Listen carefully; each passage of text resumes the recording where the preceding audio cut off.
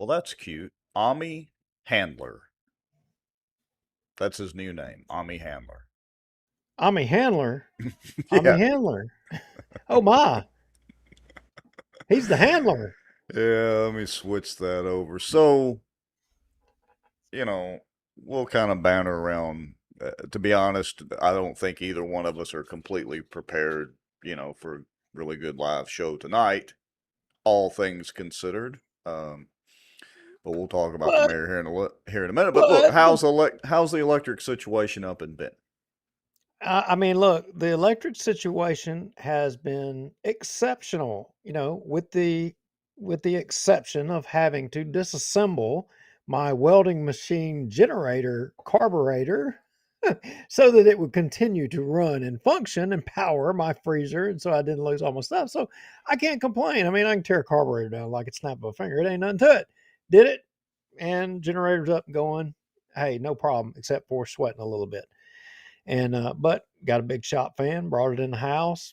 We realized how much dust needed to be cleaned up in the house after that. It exposes those little flaws up in your camp, but there's worse things. People are Yeah, still without power. I mean, and I know. I can't complain too much. I've got a fuel transfer pump, and so getting fuel was the problem. I've got a little generator I bought from Lowe's, I don't know, 10 years ago, and I was able to keep refrigerators and freezers on, and we put a couple of window units from my garage and office actually in the living room, so we were able to sleep in air conditioning. Without it being so miserable, but I had to siphon gas out of my bass boat. I mean, it's getting bad when I got to pull gasoline out of a oh my bass boat gosh. to power the generator. Look, I've got to say this. And I went, your wife better have been saying, "Oh, honey, I love you. You are the greatest." I know, just to provide air conditioning for the dogs. I mean, if it had just been, me and her, we could have got by, but we got the dogs to consider and blah, blah, blah. I mean, first world problems, but I want to say this.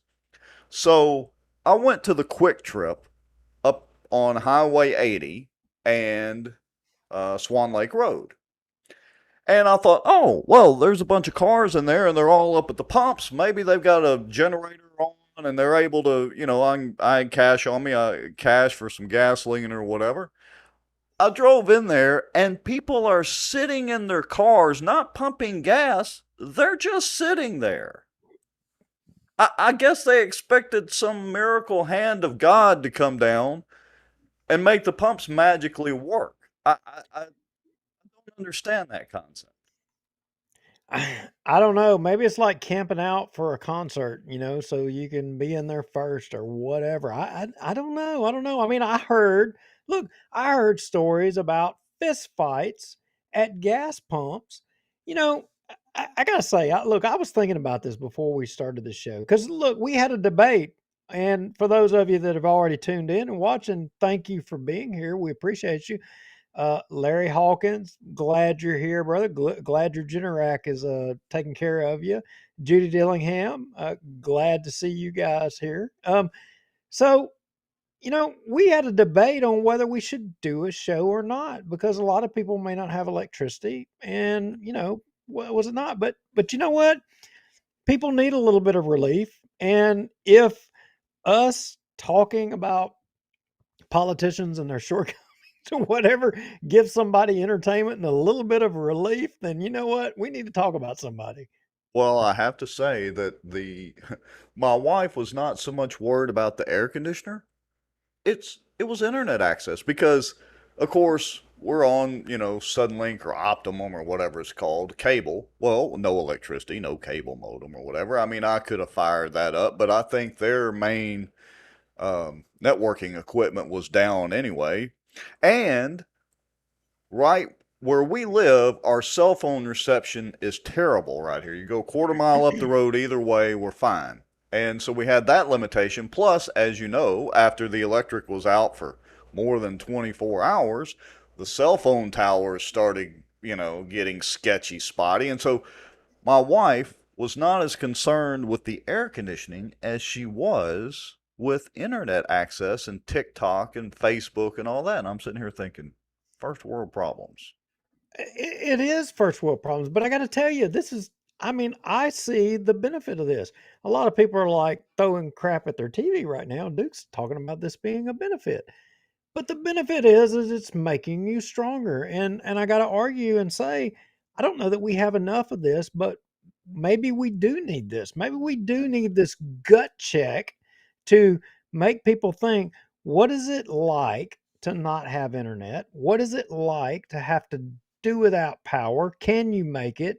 What will you do when resources that you every day in your life you depend on suddenly are gone? What will you do? How will you act? Are you prepared? I, I mean, look, we're not turning this into no prepper show, but I got to tell you, I had it handled up. It was no problem. The only thing I didn't have internet. Yeah. Whoop Well, de doo. Barely had cell service. I was good. we had our little generator, and no, it's not as nice as a Generac whole house generator. But it was enough to get by. I had gasoline. I mean, I got 40 something gallons of gas in my boat. It'll hold 60. I mean, so I had enough to last us. And we eventually found gasoline on Uri Drive at the Kroger's. I did, the one bad thing, I had not filled my truck up Thursday night. I was actually on just a hair above E. I had like 45 miles left on my tank, which is a no-no. But I thought, you know what? I was really tired. I'll fill up tomorrow. And lo and behold, we got to the gas station down there after driving around looking for gas, and I had like 26 miles left showing on my little indicator on my dashboard. And we were able to get gas, but anyway, I wasn't Yeah, as prepared as I should have been and would have been 6 or 8 years ago. well, folks need to think out of the box a little bit and be thinking ahead. I mean, because look, there may come a time in the near future where we lose everything. And, you need to have your affairs in order. You need to be able to realize that you're not going to have internet. You're not going to be able to go access supplies. And what are you going to do? Are you going to show up at the gas pumps at Brookshire's and get into a fist fight? I mean, That's true. No, if you're at that point, you have failed this test. You have. You have failed. All right. Well, I'll tell you what. Let's instead of doing the full countdown tonight, let's just do our little intro ads. We'll be back in 45 seconds and we'll get with it. What do you say? Let's do it. All right.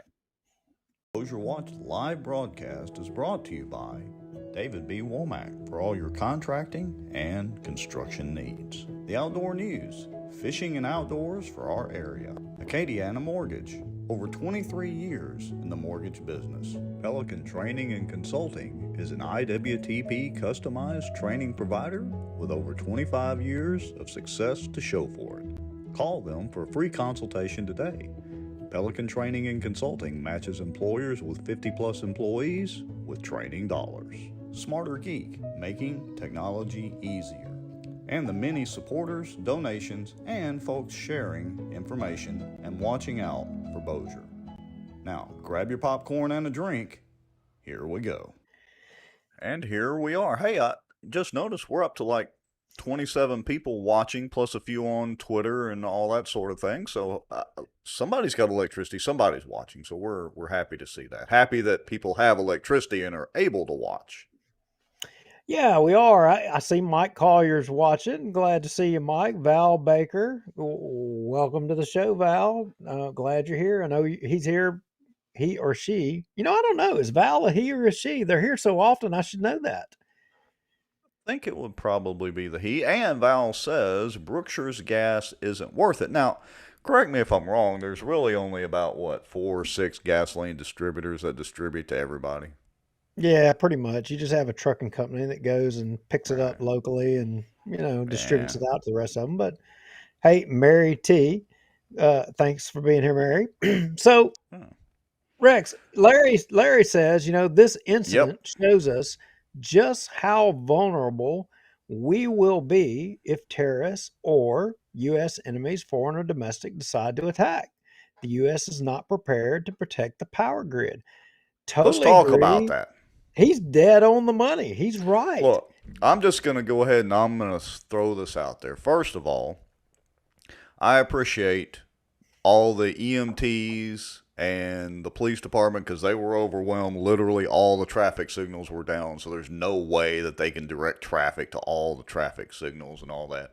The poor EMTs and fire trucks, I Oh, mean, were back and oh, forth and back wait and a minute. forth. And Are uh you oh, fixing to give a lesson on the zipper lesson?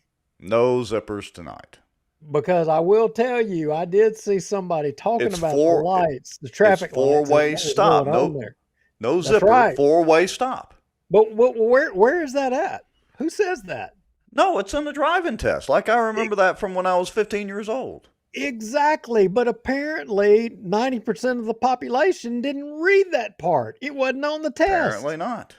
Apparently, it I, was on the test. I specifically remember that, but you're right. It I brings thought up a that was good where point. you were going.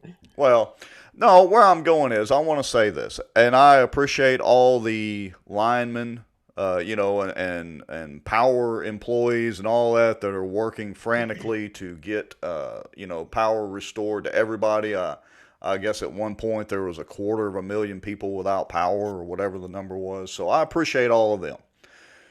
With that said, I don't necessarily appreciate or defend SWEPCO because I mean, it was an act of God. It was, I guess we had what, over 100-mile-an-hour winds. So basically hurricane force or tropical storm force winds that blew a lot of trees over and caused the issues. But our power grid is woefully inadequate, and SWEPCO is part of that power grid. And, a lot of the money that SWEPCO makes, they don't necessarily reinvest into, let me say this carefully, into upgrading the infrastructure. It's Well, reactive instead of proactive. And I understand you can't bury. It would be nice to say, oh, yeah, we'll take all the power lines and let's route them all underground like they do downtown and places like that. And that's not feasible everywhere, obviously, because you've got property rights and not to mention the things that go along with boring for the lines and all that sort of thing. So I get that. I'm not saying that we should just switch and put them all underground, but I am saying that I agree with Larry.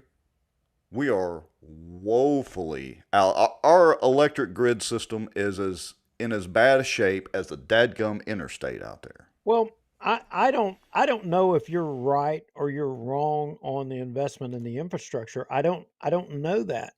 But what I do know is that Greg Bell makes an amazing common sense point.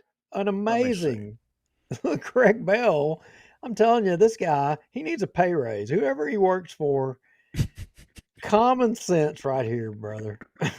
For future outages, they should, for those of you that are listening to the podcast version when I release that, Greg Bell says for future outages, they should just put a cattle tank in the middle of the intersection and turn it into a roundabout. Yeah, I agree. I mean, good grief. I mean, dude, you need a pay raise. Wherever you're at, you need a pay raise. That's good stuff. Yeah, But it really is. I look, I think us talking about the electrical grid and SWEPCO and all the, we would be remiss if we didn't mention the fact that it wasn't just us in Bossier or Shreveport that got hit. Look, this thing stretched across over into Marshall. I mean, God Well, knows how many places I, over there are out, but I heard all the way from Natchitoches up to Texarkana.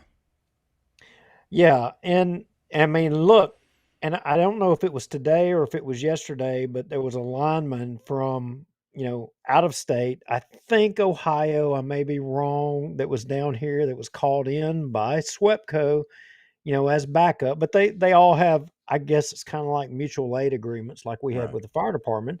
When your system's overwhelmed, you've got agreements in place that you'll respond and you'll help. But there was one of those guys, one of those linemen that lost his life over there in Marshall. Ooh. And you know, just man, I tell a It's a dangerous story. job. If everything's going right, it's a dangerous job. Yeah, I have done a lot of things in my life that, have brought me close to losing my life. but probably the closest thing was electricity. And it was an experience. And I can tell you, and the majority of people that are watching the show, you'll know the place, and your mind will go right to it. Tinsley Ball Field. I was the captain on engine number three off of Northside Drive. We got dispatched to power lines down behind the apartments right there at Tinsley Ballfield. So I go back there. I'm trying to identify these power lines down, and I can't find them. And I'm looking, and I don't see them. And I know the general area where they said they were, and there's nobody there to tell me where they were. So me and my guys were trying to find this location. And so there's right behind those apartments between there and Tinsley, there's a little thin row of trees that run through there. So I kind of, I looked on one end, and where it was open, I couldn't see anything. So I went down by the trees, and I stepped kind of in between the trees, and I'm looking, and I'm peeking down one side and right the other, and I'm not seeing nothing. And then the wind kind of blows and rustles just a little bit, and the limbs from one tree and the other tree that I'm standing under, they bump, and I hear zzz, Ooh. zzz, and I couldn't see it. Well, it ended up being those high voltage lines from, I mean, the big bad boys. I mean, all I had to do was just make the ground of the connection with one of those trees there, Mhm. and it was crispy critters. It was over, baby. So, I mean, look, the linemen, they're dealing with something that all it takes is one mistake, one second, and your life is over. And unfortunately, that happened in Marshall. I did understand that gentleman, the heat got him. Um, you know, either Either way, way, yeah, they're out there. Of course, they're getting paid, but they're out there assisting and trying to help. Folks that are without electricity, without air conditioning, and all that get their electric back on. So, whether they're being paid or whether he died of a heat-related incident or not, it's a danger of the job because it's been, if folks hadn't noticed, and I'm sure they have, it was hot. And that was the worst part is not only was the electric out, it was out during a heat wave. yeah. And Thomas Shea says apparently he died in a hotel room with a heat related incident. I mean, look, Thomas, a cat from Ohio or Wyoming or any of those regions, where you've got the cooler weather, and you come down here and to basically hell. I mean, look, Right. this this is going to stress your body. If you're not acclimated to it, it's going to kill you. Yeah. Just and unfortunately, it did that in this incident. But you know, Rex, that question and this situation, it raised a couple of questions of people that sent us emails. And one of those, they sent us some messages, and they said, you know, what is our elected officials? What has Bossier done? I mean, we had a Hmm. lot of people, we got people still right now without power. You know, what did they do? Well, and I want to make this comparison too. During the snowpocalypse, there was those questions were raised as well then, and some folks were critical of the city, and I hate to say it, but the city was being unprepared, or was not prepared, I guess, necessarily for that. Like we assume they would be, and that's a dangerous word. But is the criticism valid for the city, or at least for the figurehead and basically spokesman for the city? Well, in What was the the city's response? I mean, it was over the weekend. I guess well, I mean, most of it's transpired over the weekend. So, I mean, what is the city's responsibility? And I'm just going off the cuff here. We're not going by notes or anything. So, what is the city's well, responsibility in a situation like this when the city doesn't control the utilities? Well, somebody actually sent a couple of screenshots and reminded me of, back during the mayoral race, with Tommy Chandler and Low Walker, you had the snowmageddon and you had the water situation, and they sent me some screenshots of some posts made back during that time in comments. Yeah. And by So the magic of technology, we're able to regurgitate those comments and screenshots. so as Tommy said here, moving forward, we need a better plan of action whenever a storm or natural event occurs in Bossier. I highlighted that, and then as you can see further down, as mayor of Bossier City, I will be a decisive leader who will lead from the front. Now, I'm not saying that he did. I'm not saying that he didn't. I guess we would ask the folks that have power and are watching, or people, um, did he meet the challenge or did he not meet the challenge? And when somebody posed this to me and they sent these to me because I think they felt like that he didn't. I think they felt like that maybe, the Bossier City Civic Center should have been open. I think they felt like that it should have been offered to the citizens of Bossier a place to be able to go to. And I'm not judging as to whether that would have been the right call or not, or whether it should still be open. I mean, I do not know, but I did take occasion to go to, uh, this page, the Tommy Chandler page. I was curious, what has he said? What has he done? What? Mm-hmm. Yeah. So you got it up there. Scroll down there. Well, the last post that was on there was June the 18th. Um, basically saying that, hey, there's no public service now. I mean, no boil advisories for Bossier. um, the next post was 2 days before that, I'm assuming, or 2 days prior to today. He says we have been able to get enough generators to open the Shady Grove Rec Center. Okay. That's a Well, start. how how you're to get generators to open the Shady Grove Rec Center? Why could you not just open the Bossier City Civic Center? You got generators that are fixed right there. I mean, we didn't run out of Good gas that people point. couldn't drive from Shady Grove to the Civic Center if they needed a place to stay, or what have you. So I don't quite understand that one. Um, the same day he made this post or shared this, I guess that was just to tag, the councilman down there. Well, wait a minute. So that was one, two, three posts, and two of them were a share of the same post. What are the next posts? Oh, we got the golf tournament, Oh, the Tommy Chandler don't. Mayoral Golf Tournament. Yeah. Of course, that is pre power outage, or power situation. But you're right. Well, look, let's give Tommy the benefit of the doubt. I'm feeling nice tonight. Maybe he didn't have any electricity to make those Facebook posts. Maybe his I, battery went dead on his phone and he couldn't charge the phone back up. well, I'm confident that he would have been able to go to the complex and have power. They got backups down there. Right. So, um, anyway, golf Hey, tournament post. Mike and Judy Dillingham bring up a good point.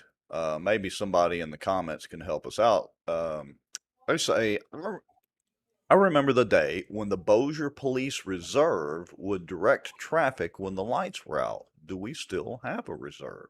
Good question. I would think that we do still have a reserve. I mean, look, I was on the reserves, but I got to tell you, it is as thankless of a thing as there is that exists. There's no incentive to be a reserve. I got to tell you, I just don't think it is. Um, but it is what it Val, is. Val Baker brings up another point. Hardly any info about cooling places in Bossier except the sheriff's station and the Bossier Council on Aging. Council on Aging. I had a mind blank. And saw a sign at the Lutheran Church on Airline. Yeah. So okay, I mean, the previous, that golf tournament thing there. You see, you got Utiliserve, you got Wicker Construction, you got Testament Construction, you got Manchac right up there in the middle, SGB, Yates, Origin Bank, Precision Builders, I mean, Yeah. Hey, HUDCO. I mean, look, all the people, Brown Builders, all the people that do business with the city or want business with the city. I mean, they're there. yeah. Um, Bayou Outdoor, Power Sports. We may as well plug them all. Ron Atwood. Little Italiano, we can't leave Little Italiano. I mean, And that's and look, we're appreciate. We're not trying to slam these local businesses for sponsoring Tommy's golf cart and campaign, golf tournament campaign if they want to. It's just kind of the well, there's principle of it. there's more about golf on this page than there is about what the people in a. I mean, look, we had. I mean, literally, there's a person died in Marshall. Somebody trying to get everybody's electricity back on, and we've got more about golf than we have about the incident. Now, Well, I'm not saying that enough wasn't done by the mayor. I'm not yeah, saying it because maybe it was. I don't know that. Maybe he was Yeah. working behind the scenes. Maybe he was working so diligently behind the scenes to help folks out that he didn't have time to take selfies and make Facebook posts. Again, I'm trying to be generous tonight and give Tommy the benefit of the doubt. For what reason, I don't really know. But look, it's not us that's asking the questions, but people are asking us questions about the response in Bossier, and they're pointing out the fact that, you know, when he ran against Mayor Walker, he was critical of Mayor Walker's response Yeah. to water. And, look, this was a natural disaster. What has his response been? I mean, was he fair to criticize? Um, was he fair to criticize? And now Well, here is this his test?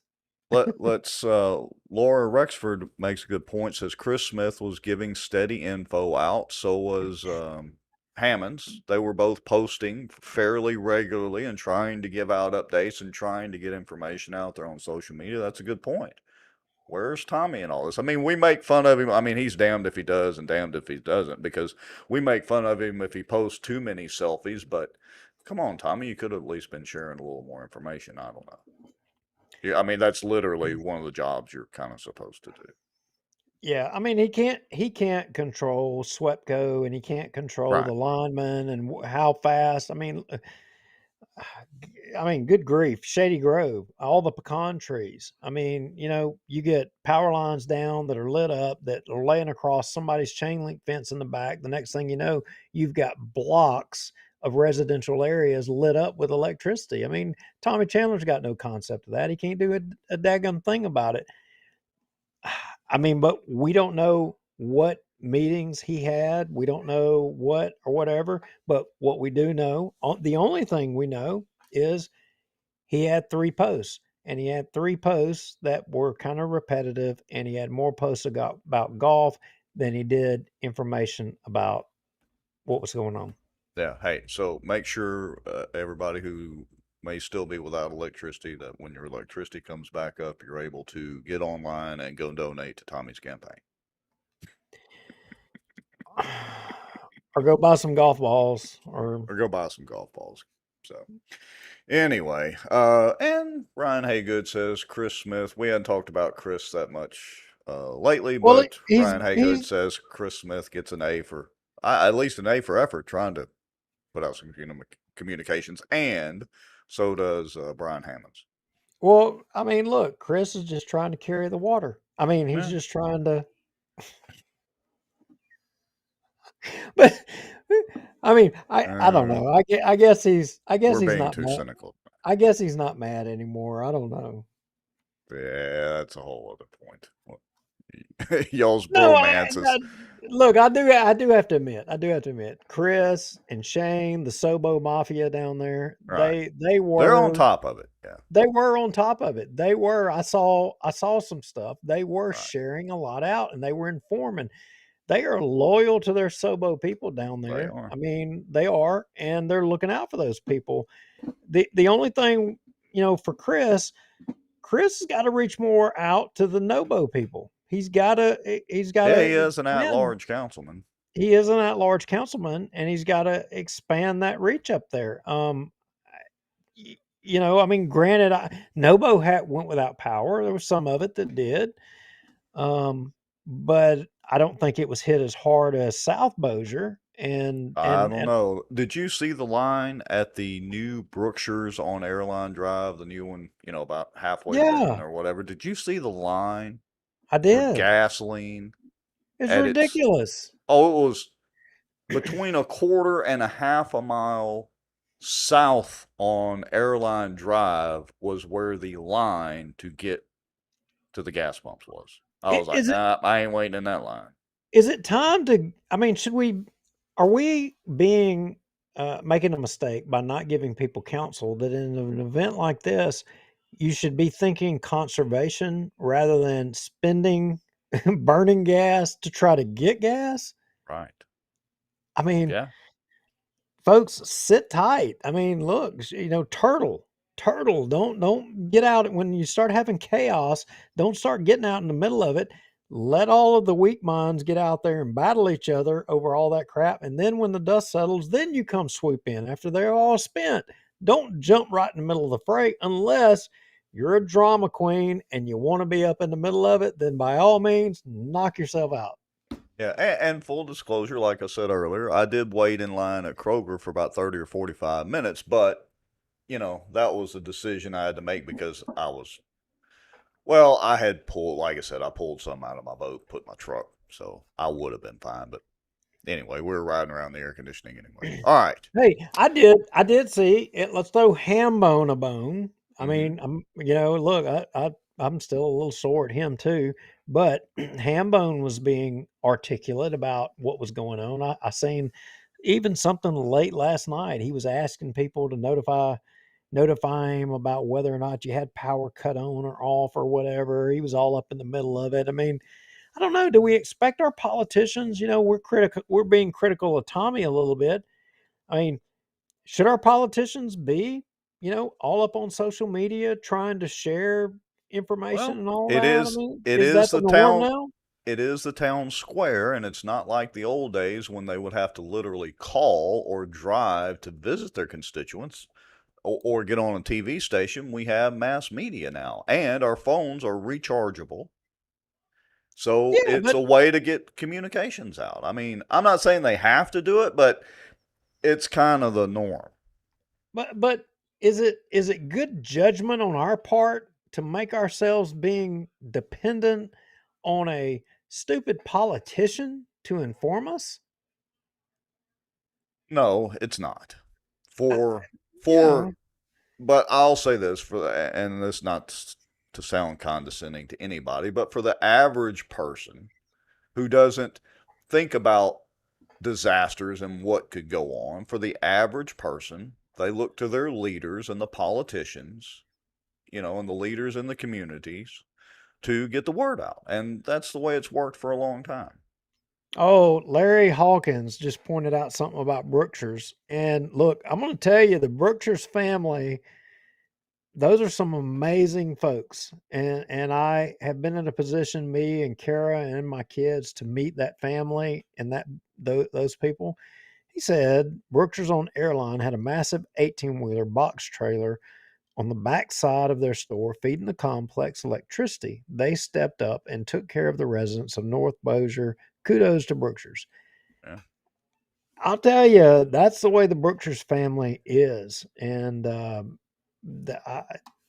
I can't say enough about them, but that does not surprise me at all. Good people, good business, and our community should support them. I'm not slamming Brook or Walmart or Sam's; they're a national organization. They made it good, but when we talk about supporting local, Brookshire's is one of those. They are local. Yeah. They're somebody that we should support. Yeah, I think aren't they headquartered out of Tyler? I think so. Yeah. Yeah, I think so.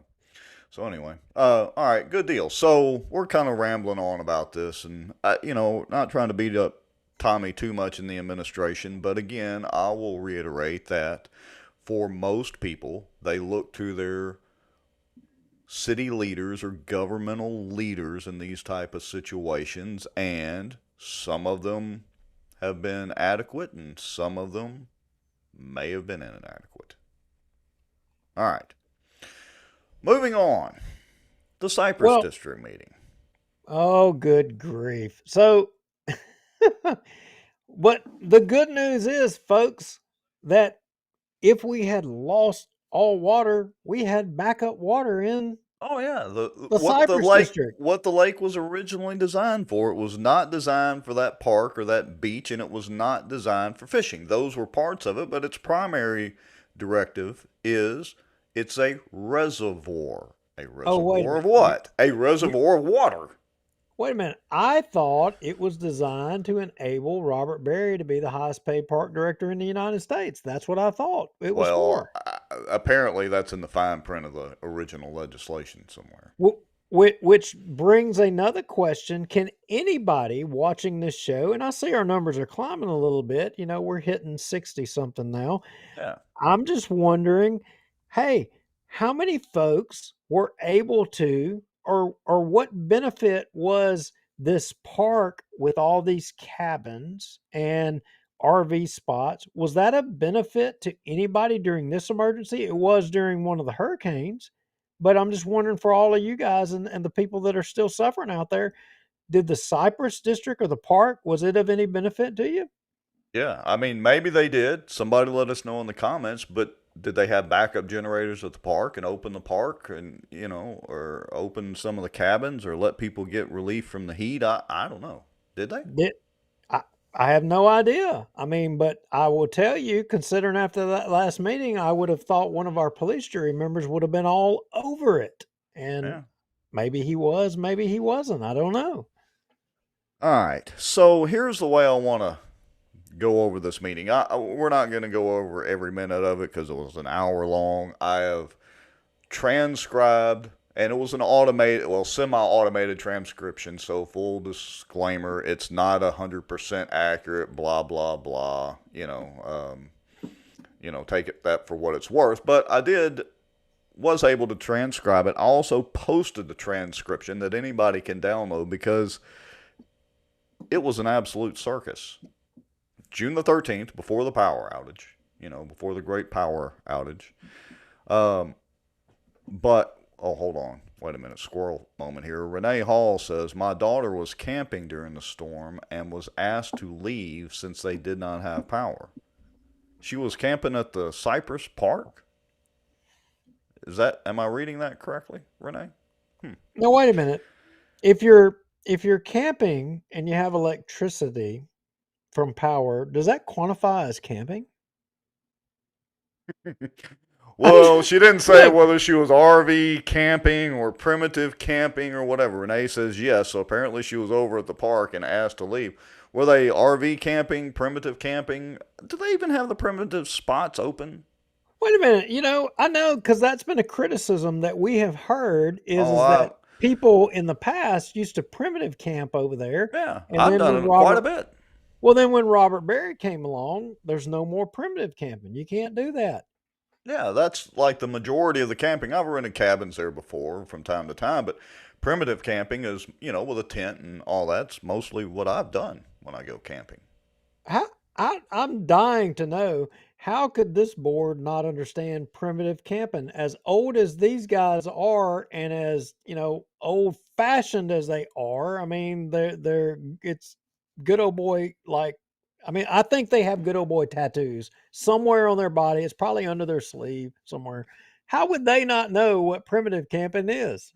Well, I would argue that maybe it's not just tattoos. Maybe they have, instead of white sheets, we got to figure out what color hoods they would wear and what they would actually burn in the nighttime because that's the Oh, equivalent of. okay, okay, that's going a little far. I gotta call that one. That's out of bounds there. I'm sorry, I can't go there, Rex. I disagree with you. I can't. I ain't saying you're wrong. I'm just saying I can't agree with you there. I can't. Didn't say they belong to a three-letter organization of hatred and bigotry. I said they might have their own color hoods and their own things that they burn. You Ah, know. Anyway, they may have their Zen moments. They may. maybe so. They may. I Maybe mean, they go out to the Cypress Park and maybe that's but what some of these gatherings are. They go out there and meditate on how to be good old boys. but I'll tell you, if they do, Gary White is the one leading the charge. no doubt, he's the one. It's certainly not timid Walt.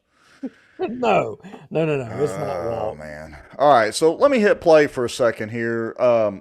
And I got to make sure the audio is going to come through like it's supposed to. But I want to go to this. So again, for everybody and those of you that are listening to the podcast version, this video has been released on Facebook, YouTube, and Twitter. And I've got a link to a PDF file that has the transcript of this as well. Again, it's not 100% accurate, but I don't know, it's probably 90+% accurate at least. So you can review that transcript. But I'm going to go to this first section here, which is basically where Walt declares, as president of the board, that, well, they're And just not going to be interacting. Andy Monica says it's still camping, guys. Are you kidding, Andy? Come on, if you got an Look, electric switch, that's not camping. yeah, I have nothing against going and camping, going RVing and air conditioning. Don't get me wrong, but to me, that's not camping. Camping is let's go no electric tent, but that's just me. Camping, I got a story to tell you. Remind me to tell you my story about Boy Scouts and the OA. Okay. Boy Scouts in the OA. All right. Yep. So back to here. Let me hit play for a second. Let's make sure the audio is going to work and hear what Walt has to say right off the bat. Pertain to an agenda item 2 do not. I'm going to let these people that aren't on the agenda speak, make a comment. 3 minutes, please. We won't be interacting with you. We won't be interacting with you. Now, that's not the first time this board has said that. Typically, their deal is, oh, we're not answering any questions. And you'll hear folks refer to that if you watch the whole video. And here's the irony, though. The irony is they actually do answer questions and they actually do end up interacting. So I don't even know why Walt says that. I mean, it's just plain stupid. But I digress. All right. So, I definitely could say something here, but I'm not going to say that. I was just sitting here. I was thinking to myself, looking at the video, and I'm like, why does Robert Berry have to sit over there to the side? Why is he not sitting right there beside Walt? Why is he not in Walt's seat? I mean, because well, look, let's face it. Let's face it. He has the jock strap here. They're just the balls in the jock strap. I'm sorry, that's the truth.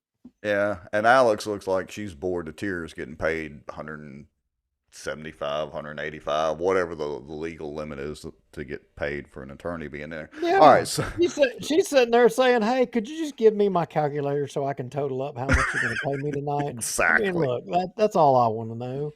Exactly. All right, so now let's move into the first person to comment and speak is Jason Matthews, and his is kind of interesting. So I want to play that one. I gotta apologize. I thought we were just writing these comments down, but I'll make it quick.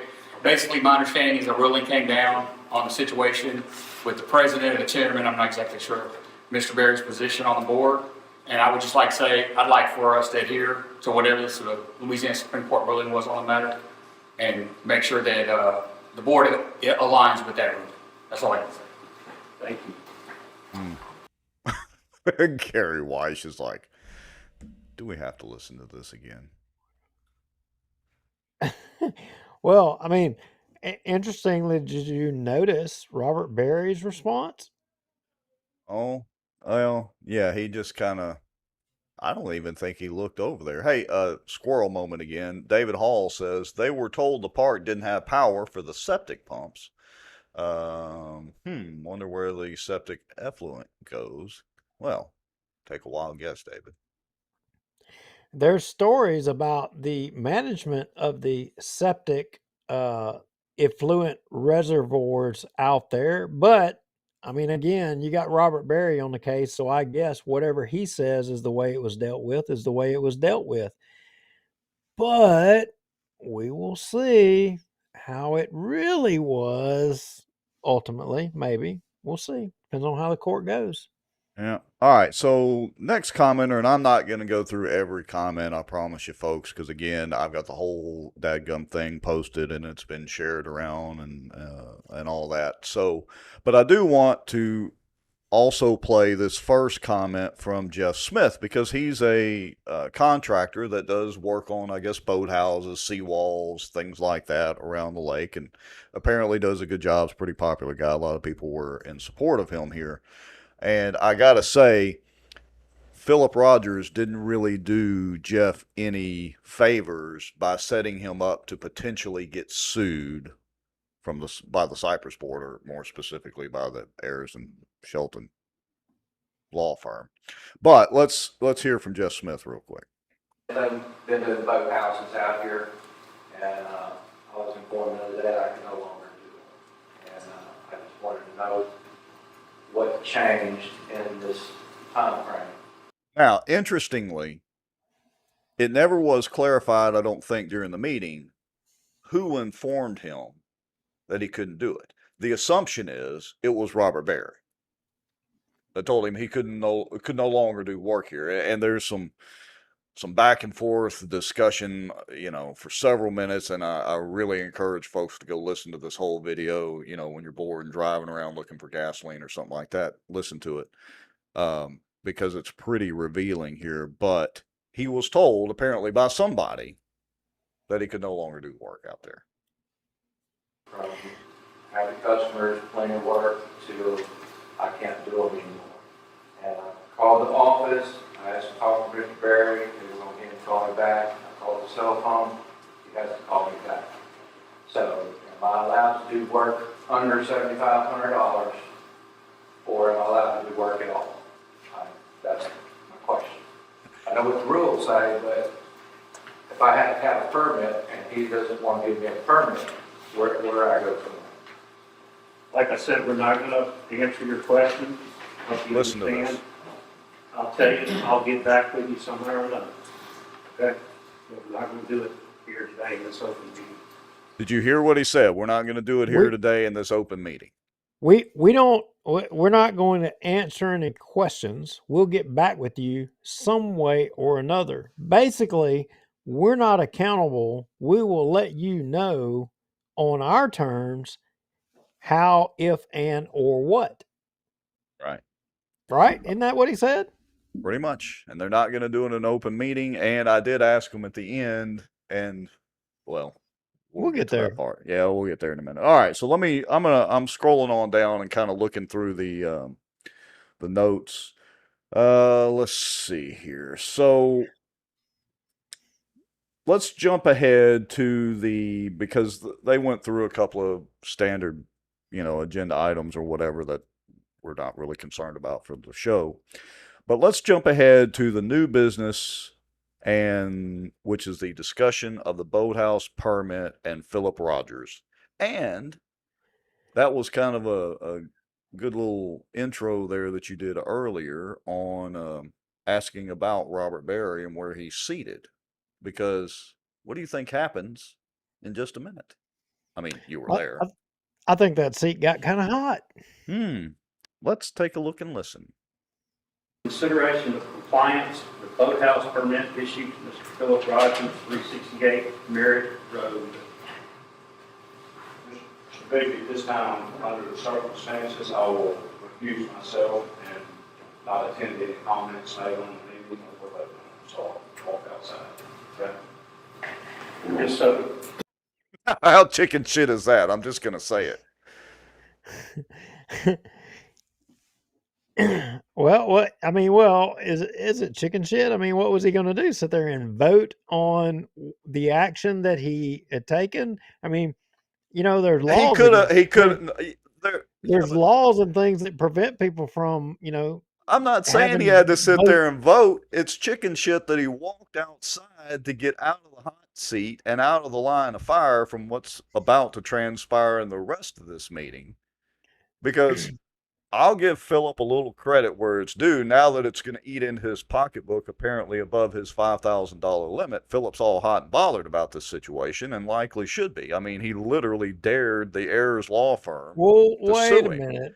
But Robert Barry, we can't go there. We can't go there yet because people watching the show don't have the context yet of why we're saying on Philip. Either way, but we're gonna get there. You're jumping. You're so eager. You're just jumping I way know. ahead. But anyway, so here he goes. The record, so it can be clearly heard, Mr. Barry is leaving the room. Elvis has left the building. Uh, That's just. Let's listen to that whole scenario again. Hold on. Maybe this time, under the circumstances, I will recuse myself and not attend any comments made on the meeting or vote on it. So I'll walk outside. Okay? Just so the record, so it can be clearly heard, Mr. Barry is leaving the room. That's just. I don't even know what to say.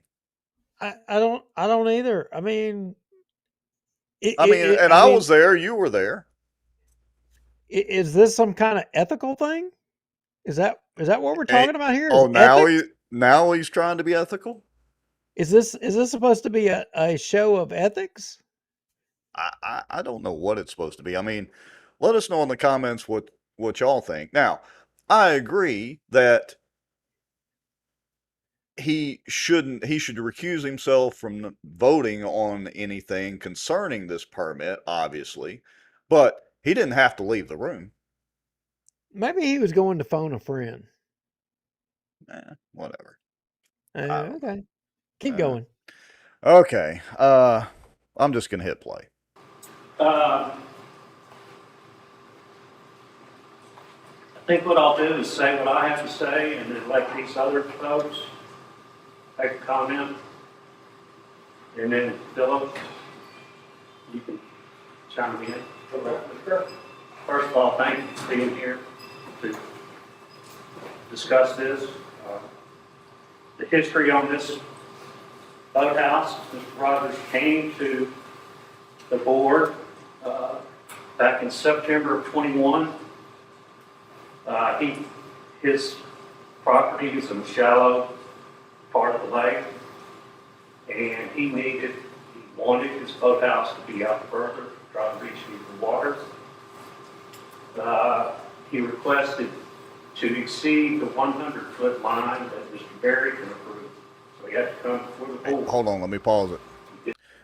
You heard what he said right there, that the 100-foot line that Mr. Berry can approve. That's what he said. Okay. I caught it. Yep. 14th of 2021. We discussed it. I actually made the motion. Somehow or another, we came up with 135 feet. I made the motion to allow this. Mr. Fowler second. Unanimously passed. On June the 1st of 2022, Mr. Rogers took out a permit, paid all the necessary fees, submitted plans, and we think everything's great. Recently, there's been some complaints about the length of Mr. Rogers' boathouse, so we went out there to check it out. All right, let me stop right there for a second to kind of break up the monotony a little bit too. Well, who is we? Yeah. Who is we? Well, the board or Robert Berry? You're about to find out. Apparently, more of the board, because Robert had, according to multiple witnesses, been out there many, many times, basically on this whole project.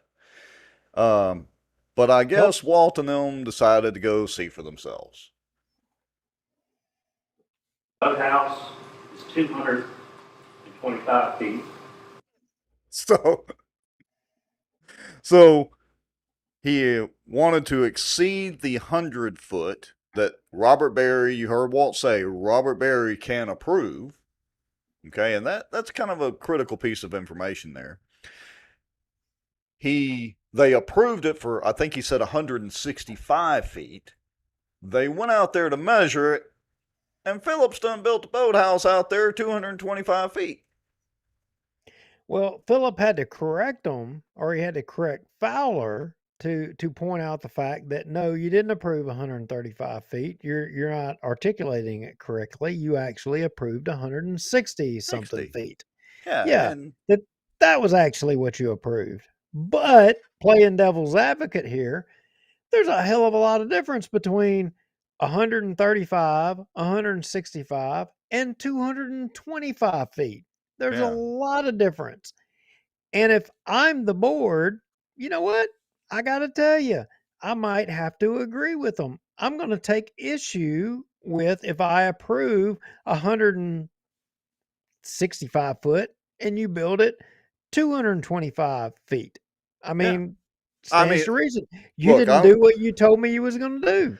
I have to agree with you, and oddly enough, I agree, I think like you do, on principle with the board raising this issue. You're right, absolutely right. They approved him for whether it was 135, 160, whatever, and he builds it on out to 225. So the question is, I mean, and I think they asked him at one point in here, why did he build it out that far? And it's basically, did he think nobody was going to notice? Well, But I, one of the board members was involved in this process the whole time, and therein the, lies the challenge. the whole time. And Philip, ding, ding, ding, in preparation for your case, the president of the board right there just said over 100 feet. Barry, what? Was that intentional? My question is, was it intentional or was it not? Is this pre-planned and organized? So there's lots of little nuggets in this video in this meeting. Once you sit down and listen to it, carefully. All right. So let's continue on for a minute. Out in the water. So, that's not what we approved. I hope we can get something worked out, but we have to have this meeting. So, at this time, these three gentlemen, plus Ms. Hall, two gentlemen and Ms. Hall, would you like to make the comments? All right, so I'm going to pause it right there. And So another thought that's occurred to me is, ag- obviously they knew they were exceeding the 160 or 165, whatever it is, line. What specifically made Philip think he could build it that far over? It's not like he went over a foot. yeah, what possessed him, a licensed, contractor? What gave him the idea that he could, vary from specs? And again, here we see, the Cypress district calling people who had filled out a card saying that they wanted to speak. Again, they're having to speak at the beginning of the debate before there's any debate on the issue and say whatever they want to say before having knowledge of what is going to be debated on that issue or what's said or what have you. This is it's what I Cart said before the that horse. yeah, I mean, and they do this intentionally so that you speak and you speak to an issue and you're uninformed on the issue, especially and we're having the benefit of what would transpire during this open meeting. It is, in my opinion, a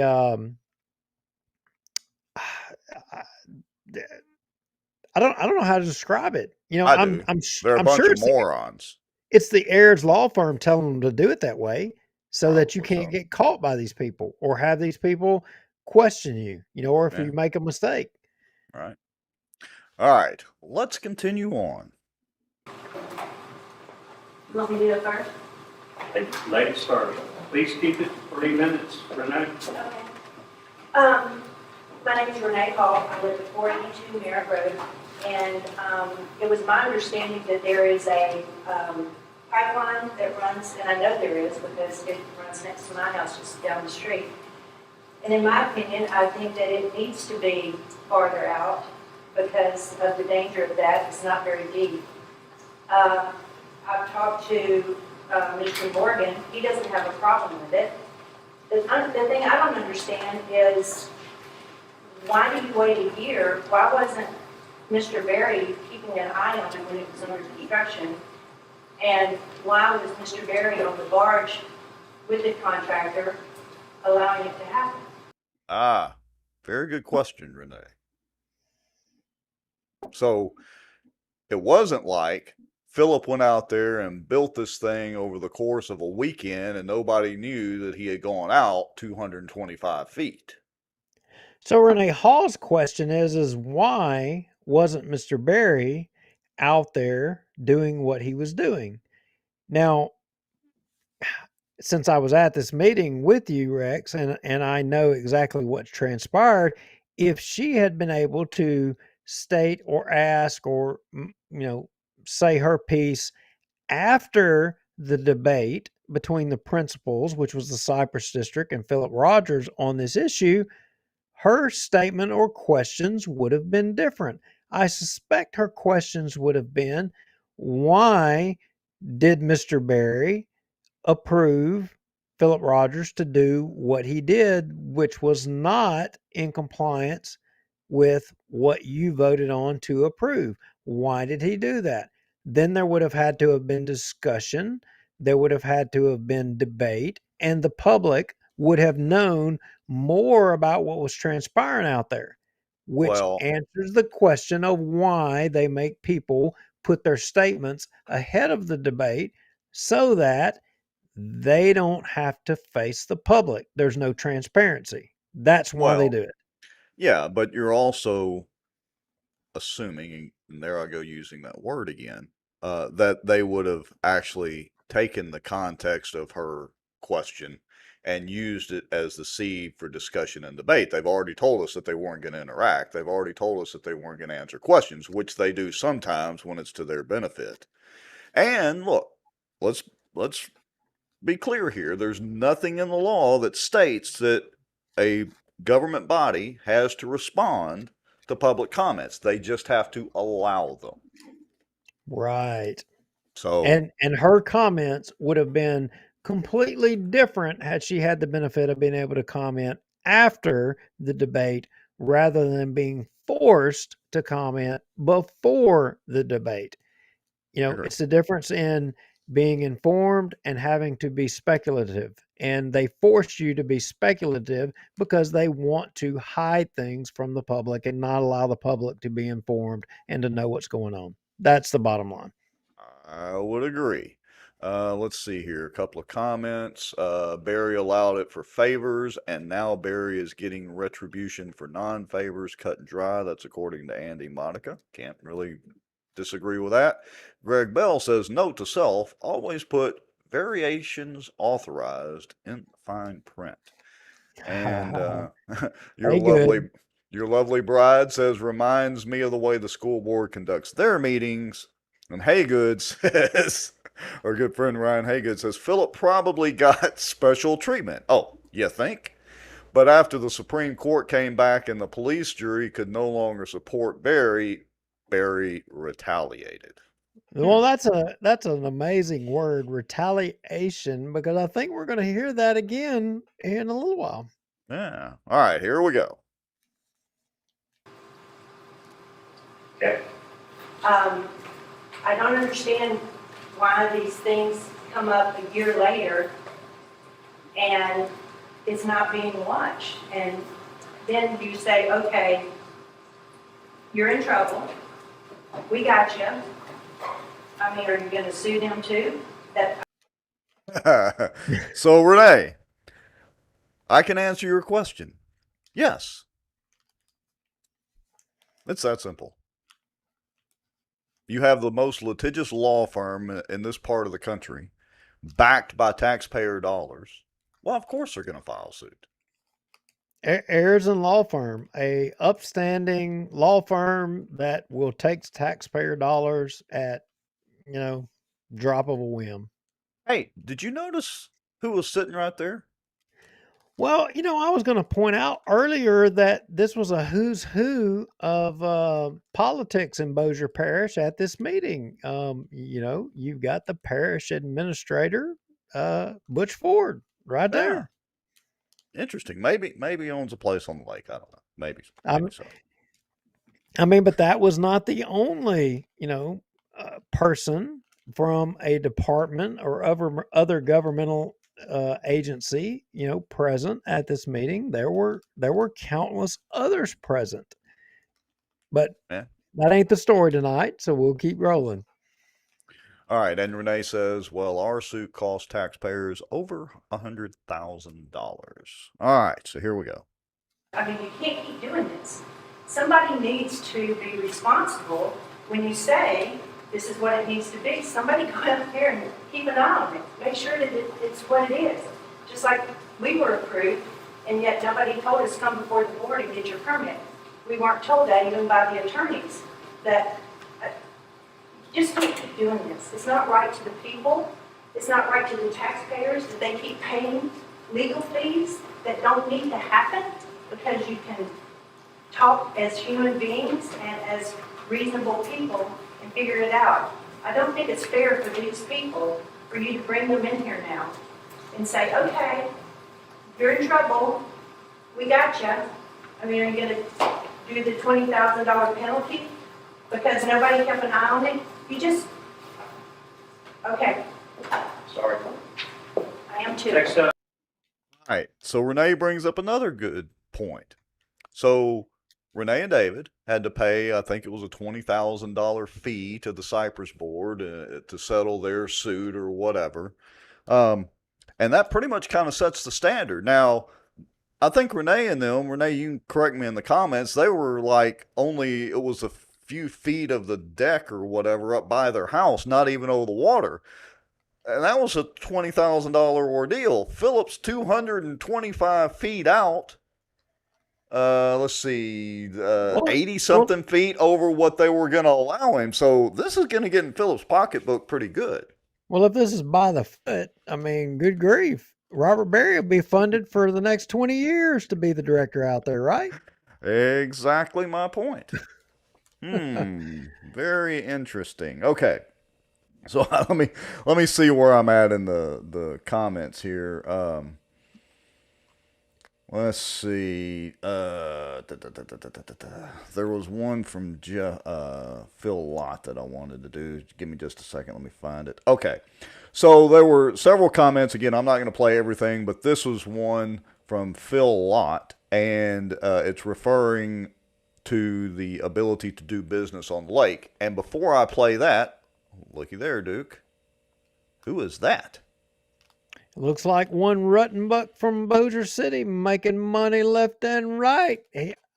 I'm telling you, I, I know it in my heart. He was trying to get, that public-private partnership going up here to manage the, cabins. I'm Yeah. confident because just think of what Manchac could have done with this storm. What they could have done with the cabins out there. Oh, I yeah. mean, good Yeah. gosh, they could have made No a kidding. killing. Could have made a killing. You're kind of off his game there a little bit. All right. So But let he didn't me. say nothing. He didn't say No, nothing. So didn't no. say a word. All right. So let's continue on. Let's listen to Phil Lott's comments here. And again, I encourage everybody to go watch the whole video. Trying to get a seawall permit approved, and the hardest part is finding a contractor. The contractors have been, they've left the lake because it's too difficult to do business.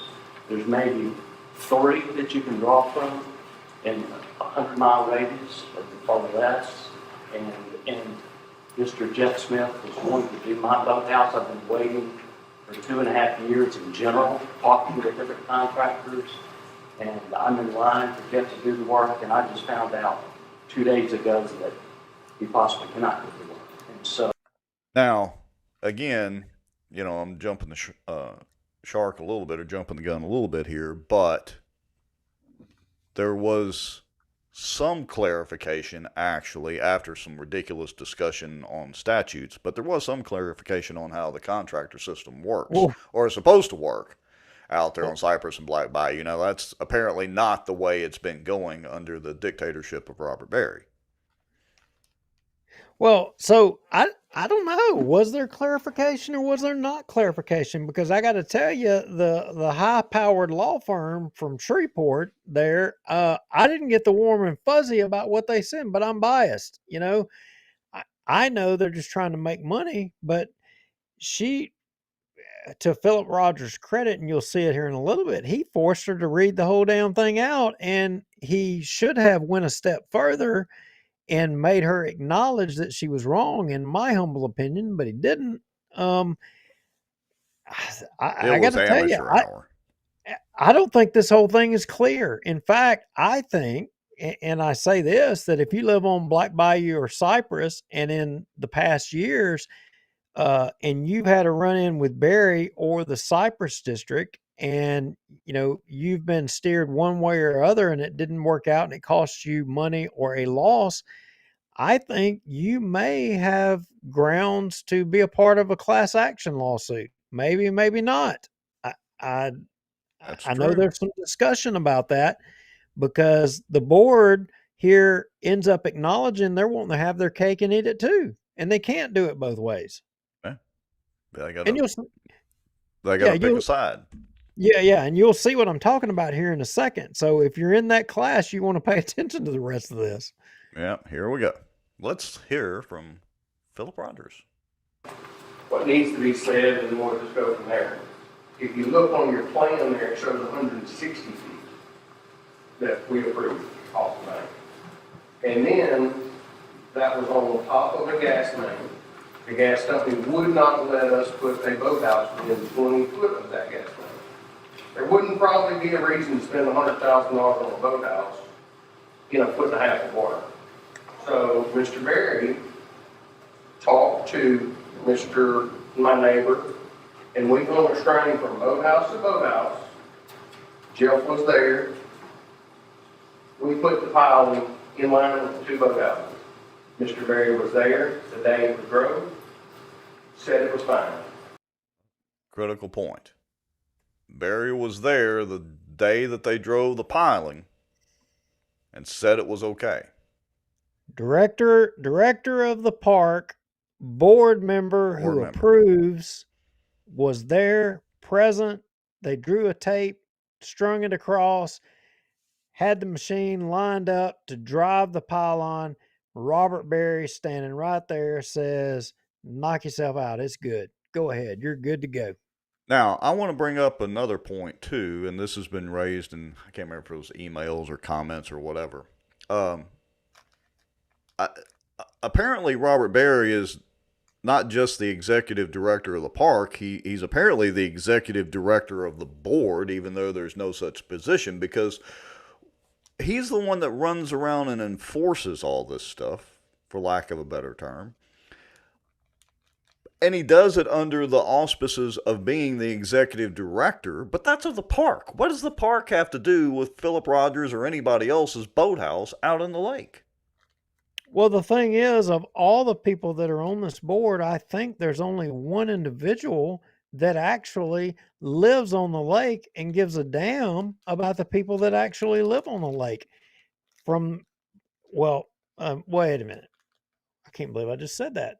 That individual gives a damn about the people, because he doesn't give a damn about the people that live on the lake. He doesn't, but there's only one of them that can say he lives on the lake and understands it. But I can tell you, he is a rubber stamp for Robert Berry, Bigby, White, all the rest of them. He's a rubber stamp for them. And there is no representation for anybody that lives on the lake. Basically, if you live on the lake, you're a serf to these 1, 2, 3, 4, 5 individuals. That's what it is. You're a subject. Period. All right, let's proceed on. I don't know what the problem is. Now, my opinion is that I'm very disappointed in this board for even having this meeting. My second thought is I cannot believe as a police juryman that you would bring me here and put me in front of this board. You heard what he said. So he's right at that point in this conversation. He is there representing the police jury, because that's how he introduced himself. I don't know if he's there. Well, he did say as a member of the police jury. I don't know if He that's says what right there, saying, I cannot believe as a police juror that you would bring me here. Now, but I I realize mean, he's there for his individual boathouse, should he be treated any different? apparently because he's a police juror, he should. And why would he be treated different as a police juror? Could it be that he just turned a blind eye to all the complaints over the years about Robert Berry? Well, When I he don't know. literally, that's one of the issues he campaigned on? Maybe he will address that, but I mean, should he be treated any different? Should he have to come before this board or not for a question regarding something pertaining to his? I don't know. I know the answer. I know the answer, but I'm trying to prompt people to comment. Exactly. Inquiring minds would like to know. Okay, let's continue on. Because a robber is retaliating against me for the police jury not reappointing him. Wait a minute.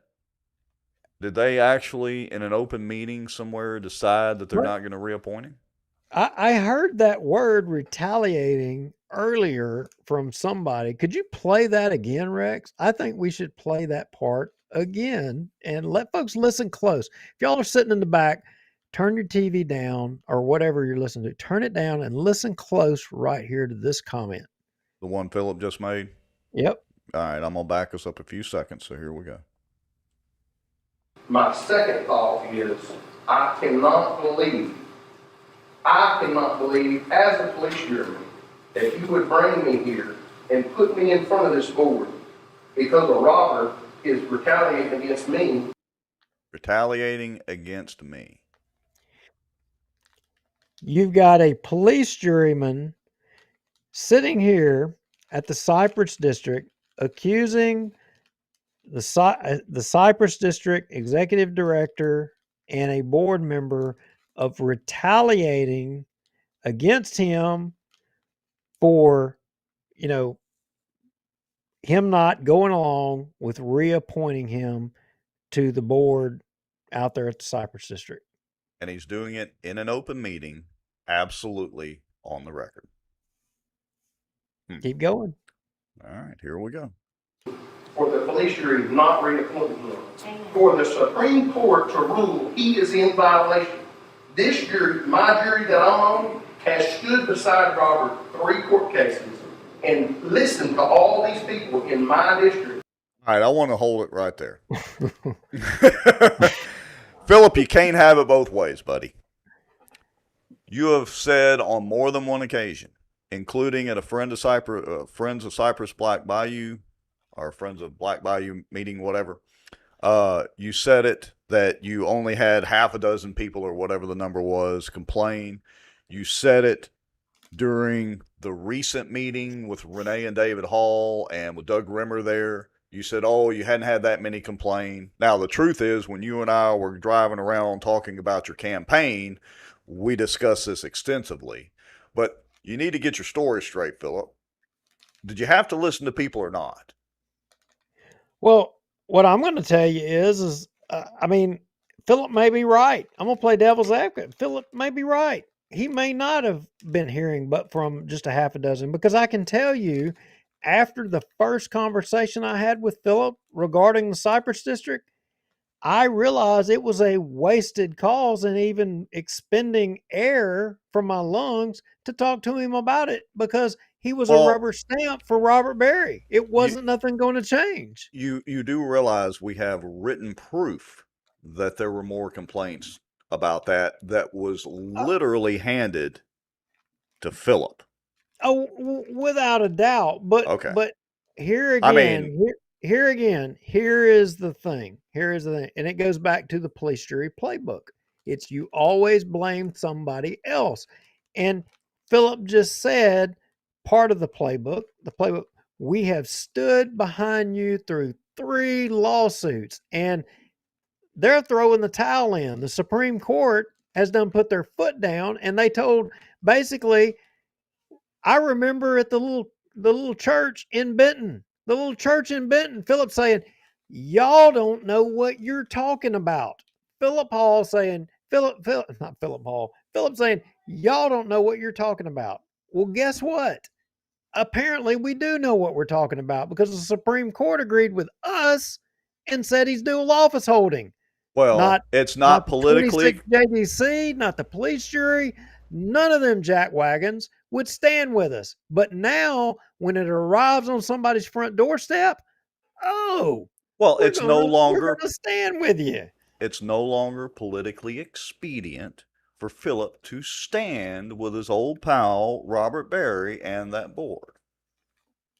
Make no mistake about it, this is the only reason that this whole deal is going on. Is, as Philip said, Robert and the board are retaliating, and it's no longer politically expedient for Philip to stay on their side. The law be damned.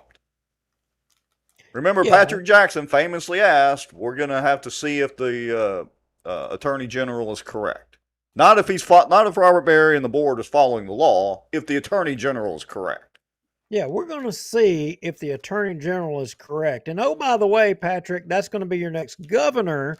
That attorney general, that's who you're talking about. Yeah, that guy. All right, here we go. I've had to listen to him. But the jury has stand behind him, okay? The Supreme Court has ruled he will not be reappointed in the July. Notice that the police jury didn't stand behind their constituents, and you're right, Renee. It was 500 plus signatures that literally we handed and emailed to the police jury. Over 500 constituents, but yet they want to stand with Robert Barry.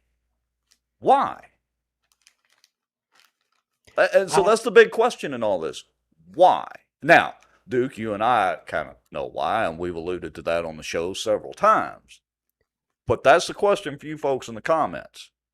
But Why you did just they heard, stand with Robert Barry and that Cypress board over their constituents? what is it with all of our political government that they all got to back each other? They all got to cover each other. They got to back. Remember Juliana Parks? You're not going to get me to talk about my friends. Your friends, I thought your friends were the constituents who elected you. You know, there needs to be discourse in government. There needs to be debate. There needs to be disagreement. You need to argue. It doesn't mean you don't have to be friends. You know, look, after this meeting, you and I came walking out of the meeting. Philip was standing out there. He didn't want no part of me and you. He took off. He took off and didn't want to speak to us. Same thing as the parish attorney. I mean, not the parish attorney, the parish administrator, Butch Ford. He took off. He didn't want to be a part of a conversation with any of us. Why? Is it because we called them out, both of them, on things that they should have been called out for? Here's the thing. Don't do stupid crap that you shouldn't have to be called out for in the first place. And if you're mad at us Exactly correct. for freaking calling you out, the problem's on you, buddy. It's not on us. Yeah, You're the one we're that did not wrong. we're not making any of this up. I mean, we do offer our opinions and commentary on the issues, but like, here's the video. We're not Yeah. making any of this up. The fact that Butch Ford lived in Caddo and claiming homestead, then jumped his homestead exemption to claim Bossier so that he could get a voter registration in Bossier to say he's the parish minister. I mean, good grief, man. I mean, Yeah. you're creating law to enable yourself to, you know, go around the rules that were set in place. And then you're going to be mad because we're calling it out and pointing it out, making people understand what you did. I mean, you're the one that's got the problem. You're the one that needs to have introspection and look in the mirror. You need to I look at agree. what you're doing and say, you know what? That ain't right. And if you in your heart, you may not say it out loud, but in your heart, if you look in the mirror and you know that it's not right, you know what? You might just be a good old boy. You might have your answer right there. Maybe so. All right, so let's continue on because here in a minute, Philip drags Shelley, the I guess she's the secretary and whatever, drags her into this conversation. So here we go. So y'all know that, okay? Now, that's all I got to say about the thing. If y'all want to find me, do whatever y'all do, put it in paper, and we'll take it to the courts. But I get it. And that at that point right there is the first time that he basically asks them and dares them, almost double dog dares them to sue him. Be careful what you wish for, Philip. Exactly what Robert did. If y'all ain't gonna pay attention, that ain't my business. I had Robert and Shelley out there 2 months ago talking about extending my seawall. And what did Robert say? Just go ahead and build it. We'll take care of it.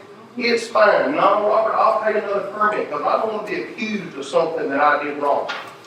Shelley, was you there? Is that what Robert told me? I don't remember exactly. You don't have to remember. I remember. Go ahead and do it, Philip. As long as JT's good with it, we're good with it. And let me tell you something. I think it's pretty horrible that somebody on this board would call Mike Morgan and ask him a year later, if he's got a complaint with my boathouse. But I did call him, and I asked him, Mike, you got a problem with my boathouse? So I got a question there that just occurred to me. Why would the board call Mike Morgan as Philip's neighbor and ask him if he has a problem with it? I mean, either they're pissed off about him going over the footage Well, that they allowed or not.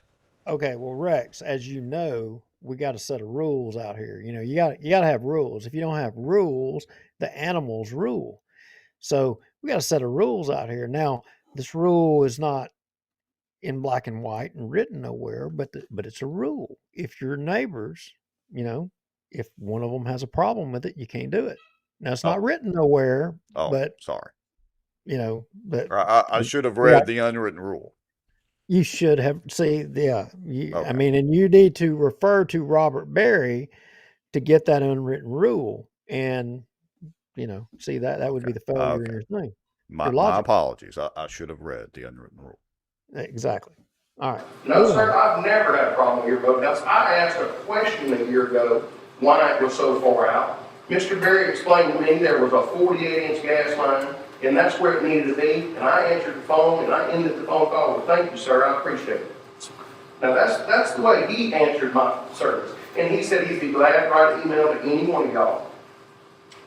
So, I'm right in JT Wallace's line of sight to the lake.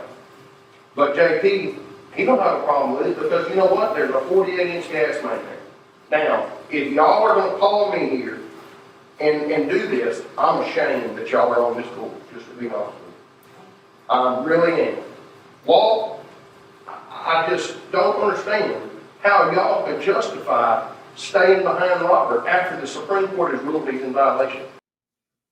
So now we're switching from the 225 feet and the whole issue to why are y'all standing with Robert now? Now, not too long ago, Philip was all gung ho about, well, we gotta, let the courts rule and blah blah and stand behind Robert. He literally said that earlier in this meeting.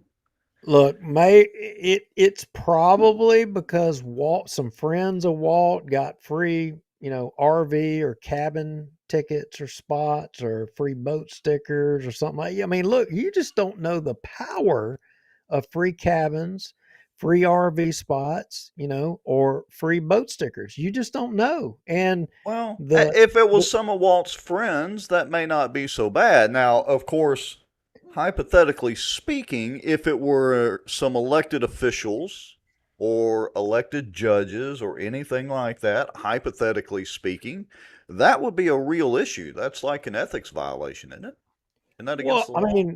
mean, the limits of all of the free stuff that goes out there for people. I mean, you just hypothetically, I mean, good grief, it would almost limit you as to what you could do. I mean, Robert would almost basically have control. I mean, maybe he would need to walk out of the room and then afterwards he could look at the video and say, okay, this is what you're going to do.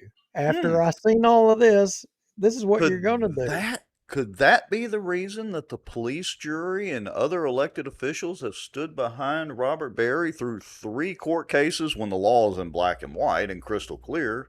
Could that be Okay, the reason? okay, but hypothetically, that doesn't explain the situation with Philip Rogers. I mean, Philip Rogers got a sweetheart deal on some property, 99-year lease kind of stuff. I mean, but Well, yet but Philip look, Philip Philip is out here throwing the gambit down, and he's got the parish president or police jury administrator sitting 2 rows back behind him to support him.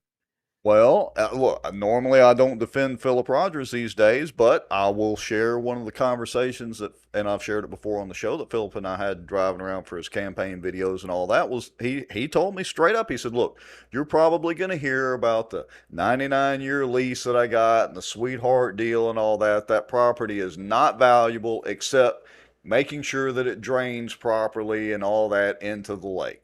So in full disclosure, it's not like they gave him a whole lot to build a house on, but Now, but now regardless, they you did. never told me that. No, I've said it I actually on the show before. Well, I must not have been paying attention, but Yeah. you never told me that. I'm just saying honestly, you never told me that, but I did learn that, and we've talked about that, but you never told me that he disclosed that with you. Yeah, he did. Oh, I may not have said he disclosed it with me. So, Yeah, because you just said that, but you're yeah. holding out on me. Yeah. Oh, Good there's lots of stuff we discussed. good grief, I'm learning stuff even here. Yeah. Renee Hall had a good comment. Says the question is, what was going on in those cabins? Well, Gosh, Renee, what could have been going on in those cabins? I don't know that we could ever know because I mean Robert Berry brought a new IT person in out there to go through all the computers and stop Yeah. access to all the computers. I And mean, gosh, they could have destroyed some evidence before any three-letter agencies got off their laurels and went out there to check it out.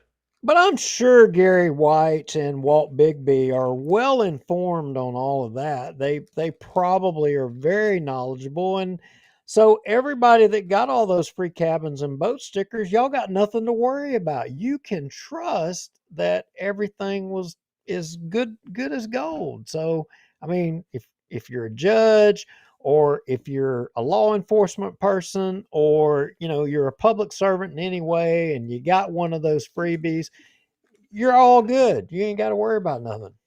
So, a couple of comments. Greg Bell says, dang, just realized they're going to be in court Thursday and not tomorrow. There's apparently some movement and a court appearance in the Barry case, I guess Thursday now, if that's correct, Greg. Ryan Haygood says, does a video exist asking for a friend?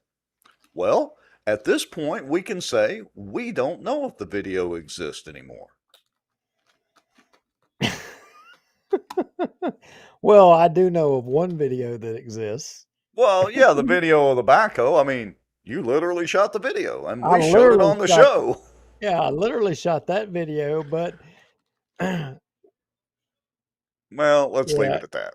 we'll stop there. Yeah. I mean, look, if you put a video out there of a guy using equipment that is allegedly the park's equipment on his private property, nobody files an ethics complaint. No elected official that appoints people to this board takes any action or even asks a question or says a thing about it. What does that tell you? Yeah. What does Look, it tell you about we can your just whole put the system? information out there, folks. We're not the team world police here. We're just Yeah, putting the information out there. we're the two guys that can be blamed for making it public and people be mad at us. I mean, Yeah. that's fine. These folks ain't paying my bills. They're not. Right. I mean, I like a lot of these people. They can be mad at me. I don't care. If you're doing stupid crap, that's on you. It's not on Yeah. me that you're mad at me. That's on you for doing stupid crap, not Yep. me. All right, here we I- go. And I had a meeting with several people and told Robert what was gonna happen. And you know what he does? He wants to go to the lawyers and talk about this. There's nothing to talk about. The jury has made a decision. Whoop. What meeting was that at? he wants to go through the lawyers. I mean, why does he want to go through the lawyers? Because he knows the taxpayers are freaking paying for it. And it just drag it on out. But here's the quote from Philip. You see it right there at the 2017 mark. The jury has made the decision. He will not be reappointed. When did the police jury make that decision? Because they've accepted his application. I'm not saying they're going to reappoint him, but they have accepted his application for reappointment. That Well, was stated by none other than Doug Rimmer. I'm sure I'm sure that they had some committee meeting that they discussed it. That's how things and decisions get made. They have these committee meetings, The and meetings before the nobody, meetings. the meetings, but yeah, and nobody's there. But either way, he's acknowledging that they've all come to an agreement. I mean, I look, tax ran Rimmer. I mean, I think Doug. I mean, I think I really do think Doug Rimmer's probably a good guy. I think he It is. I know probably Mike is. Collier's falling over his grave. He probably is a good guy, but I think he's done got long in the tooth, and he doesn't know what he says from one day Oh, to the next. Just like R- we showed ta- that. Taxman Rimmer's a straight up opportunist. That's the best way to describe it. But I raised this issue about Robert Berry at a PEC meeting, I don't know how many years ago, and Juliana and uh, Rimmer was having none of it. They wouldn't know. We need to wait and see how things turn out. Well, guess what? We know how things have turned out. Bar. All right, here we go. He will not be reappointed. And I can't believe he would have the guts to put his resume in to reappoint for this job. Oh, so he just confirmed what Doug Rimmer told us at the David and Renee meeting not too long ago. It's sickening to me that I've been listening to this for 3.5 years since I've been on this jury, and we have stood behind y'all. This He's been listening to what, Philip? What have you been listening to? Oh, all the complaints from your constituents and the other constituents of other police jury members. Maybe that's what you've been listening to, Philip. Again, you can't have it both ways. Either you get the complaints or you're not.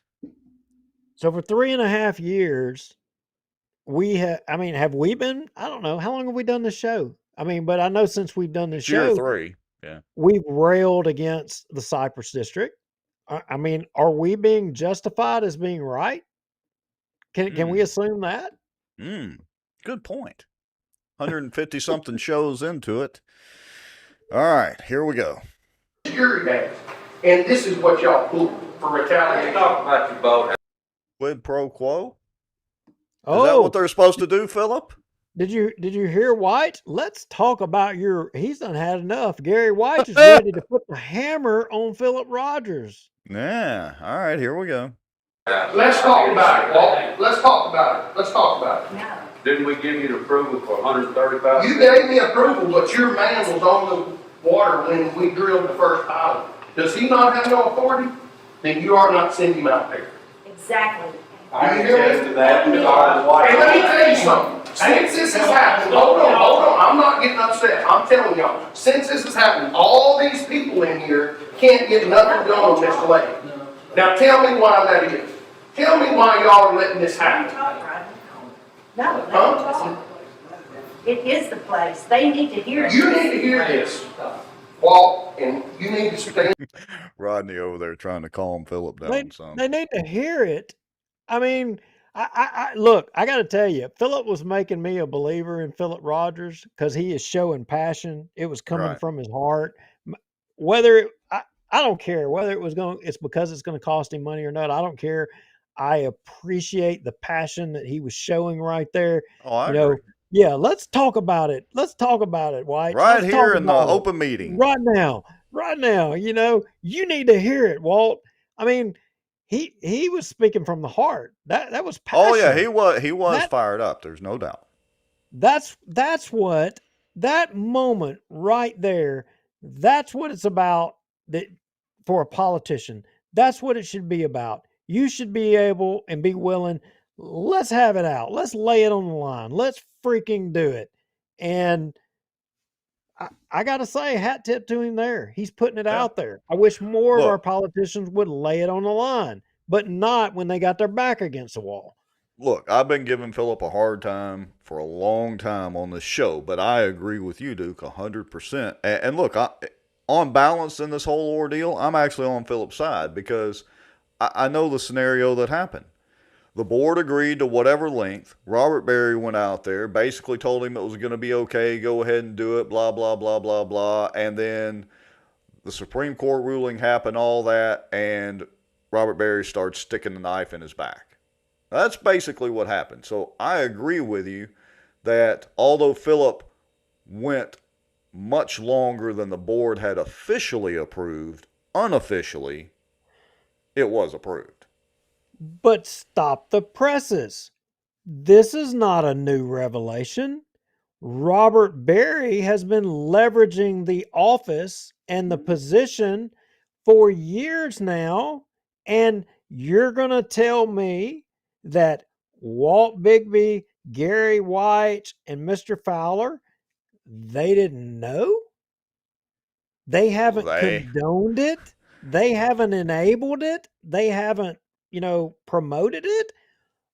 I'm calling BS on that because they have. And I think this video here is going to show that not only have they known it, that they've been enabling the Cypress district and Robert Berry to have their cake and eat it too, to be able to jump back and forth, but they get caught. Am I yep, right? you are 100% correct. Let's see. Your lovely bride says they do not have plausible deniability if it sees light and someone out of the club knows it. And Renee says she was proud of Philip for speaking up. She was encouraging him. That's true. You were egging him on pretty good there, Renee, with a few select comments. All right. And Ryan Haygood says they are lazy. They show up for the meetings and Barry tells them what to do. Yeah, look, the minutes of the meetings and the audio transcript or the audio files bear that out. You're absolutely correct, Ryan. All right, here we go. Stand up. Shelley, you need to stand up for this. Jerry, you need to stand up for this. And I don't know if you're going to stand up to it. He won't. Gary, that's What? ridiculous. That was great. He, hold your ears, everybody. Calling him out to be a dick because he is. That's great. You daggone right. And there's some people that say that he's a good person, but I'm going to tell you, Horseshit. he's not a good person. No, he's not. He's an ass. He's not a good person. And if he's on your team, I'm sorry, you've got a flaw in your character. Yeah, Gary is just an ass. That's all there is to it. You tell me, you've been in Denton all these years. Philip, we gotta stop. Gotta stop. Yeah, I understand, but y'all know this is wrong. It's number one. What we want to do is get some sort of resolution with you, whether you talk to me, but we're not gonna sit up here and argue. Oh, that's right. So you put it in paper, what you No, want me to do. you put it, you do something. Wait a minute. That's like telling the fox, yeah, go ahead and guard the hen house. Well, Philip will just do another 99-year lease. No, you're the person. You put something in writing. If it's Renee Hall, we're just going to sue your ass off and drag you through court and try to bankrupt you. But no, you're Philip Rogers. You do something. Yeah, hey, Philip, not Philip, Renee and David, how did that work out for y'all? I mean, how did it work out when they said, oh, no, y'all just tell us what y'all want to do? You know what Philip should have said? Philip just said, well, okay, well, I'll tell you what. It says, if you'll approve my boathouse, I'll vote to reappoint Robert Berry. Is that what you want? That would have been awesome. That would have been awesome, yeah. Is that what he was asking for? Maybe it was. Maybe so. All right, here we go. Some remedy. Do I have an email from Robert Berry saying first pile in Enid looks great? Jeff Smith drove every... I would want to remind you, Philip, that emails, and I'm sure Renee and David can attest to this, emails don't really mean jack. Yeah, not at the 26 JDC. No. But I look, obviously, one of the board members' partner in a suite at the racetrack won't be the judge on this case, or probably can't be the judge on this case. I don't know. That would be a. I'm just saying. Maybe everybody didn't know that. You think everybody knows that? I don't know. Maybe there's a lot of things that people don't know. All right. Okay. Here we go. What do you want from me? I paid my permit. I built my boathouse. What do I owe you? You know, your man was standing there when we drilled. Has been there 10 times since we drilled. Let me ask this question, Okay, so what you're, I just want to make Oh. sure that I'm hearing what you're saying. Okay. You're saying, hey, yeah, I might be 200 feet out. No, I'm 230 feet to the end of the boathouse. Okay, No, no, I'm not just 200. I'm 230, by God. That's great. And I got to say here, Kelly Long was pretty much the only adult in the room, so to speak, as far as the board was concerned. She actually was asking some pretty pointed questions. Well, in addition to the Ayers law firm, her being a lawyer and partners with a judge in Benton, or partners in a suite at the racetrack, that's what I'm told. I mean, I can see why she's suddenly being pointed and suddenly trying to get Philip on record, because I think she sees the writing on the wall that there's going to be litigation here, and this is going to Mhm. be a a big deal. Yep, a very big deal. All right, here we go. I'm 230 feet out, but I did that with the approval of Mr. Berry, which I took to mean was the board's approval, because he was there when the pilings were driven. Is that your position? I just want to make sure I got it right. Yeah, that's my position. So that's your response to any complaints that have been made to the board, is I feel like I'm in compliance because Mr. Berry was there when it was done, I definitely feel that way. okay? I mean, he's been there 10 times since I built that boathouse. This is retaliation is all this is. And I don't know why for me. I have done nothing to this board. Do you hear me? Nothing to this board for 3.5 years after all the. Let me reword that for you, Philip. I have ignored all the complaints and all the illegal things that this board has done for 3.5 years. There. Corrected that for you. I have carried your water for 3.5 years. I'm tired. I'm tired of carrying your water. And I'm not doing it no more. All right, here we go. Let's see. We still got 37 people watching. That's good. Let's hear some more comments from you folks. Heat I've got. Okay, okay. Can I say something? Yes, sir. So, other exceptions have been made. So, in my opinion, when Mr. Berry Now, did y'all catch that? What Jeff said? Other exceptions have been made. Meaning the contractor that's been doing work all over the lake for, permits that have said to be issued by this board, that other exceptions have been made to other projects. Well, how many exceptions have there been made, and who made those exceptions? Exactly. Was it the board? I mean, I'm guessing maybe not, or was it? What's their Hmm. process? And I don't remember all those exceptions being at every public meeting that they've had. And think about it, the public meetings are spaced out a month at a time. So that means any change or any exception, you'd be a month waiting for get approval from the board necessarily. Well, they were probably special meetings, Rex. I mean, Oh, yeah. they have this, but wait a minute, they have to post the minutes of the special meetings as well too. But come to think of it, I haven't seen no special meetings with a bunch of exceptions. Have you? I hadn't noticed them, but granted, I had that. This was the first meeting that I had been to, and I think probably you too, in probably a year and a half, maybe. Yeah. So let's see what else. Okay. says it's okay to do that, well, he said it's okay to do that on other jobs too. It's not just. All over this lake. So it's not like, when he said that, I was worried, hey, fine, Mr. Barrett said it's okay, let's go work. That's the way it's been. And there's been other jobs done that might not be right or approved, even though it's not legal. So, I mean, when he's got, when he says it's okay, I'm, okay, we're good, let's go. He's Well, he's pretty much, he God. runs the show. He's God. Yeah. I mean, you're telling me Gary White and Walt, aka Bigby, didn't know that he's God out there? They had no idea. They've just been living in the dark.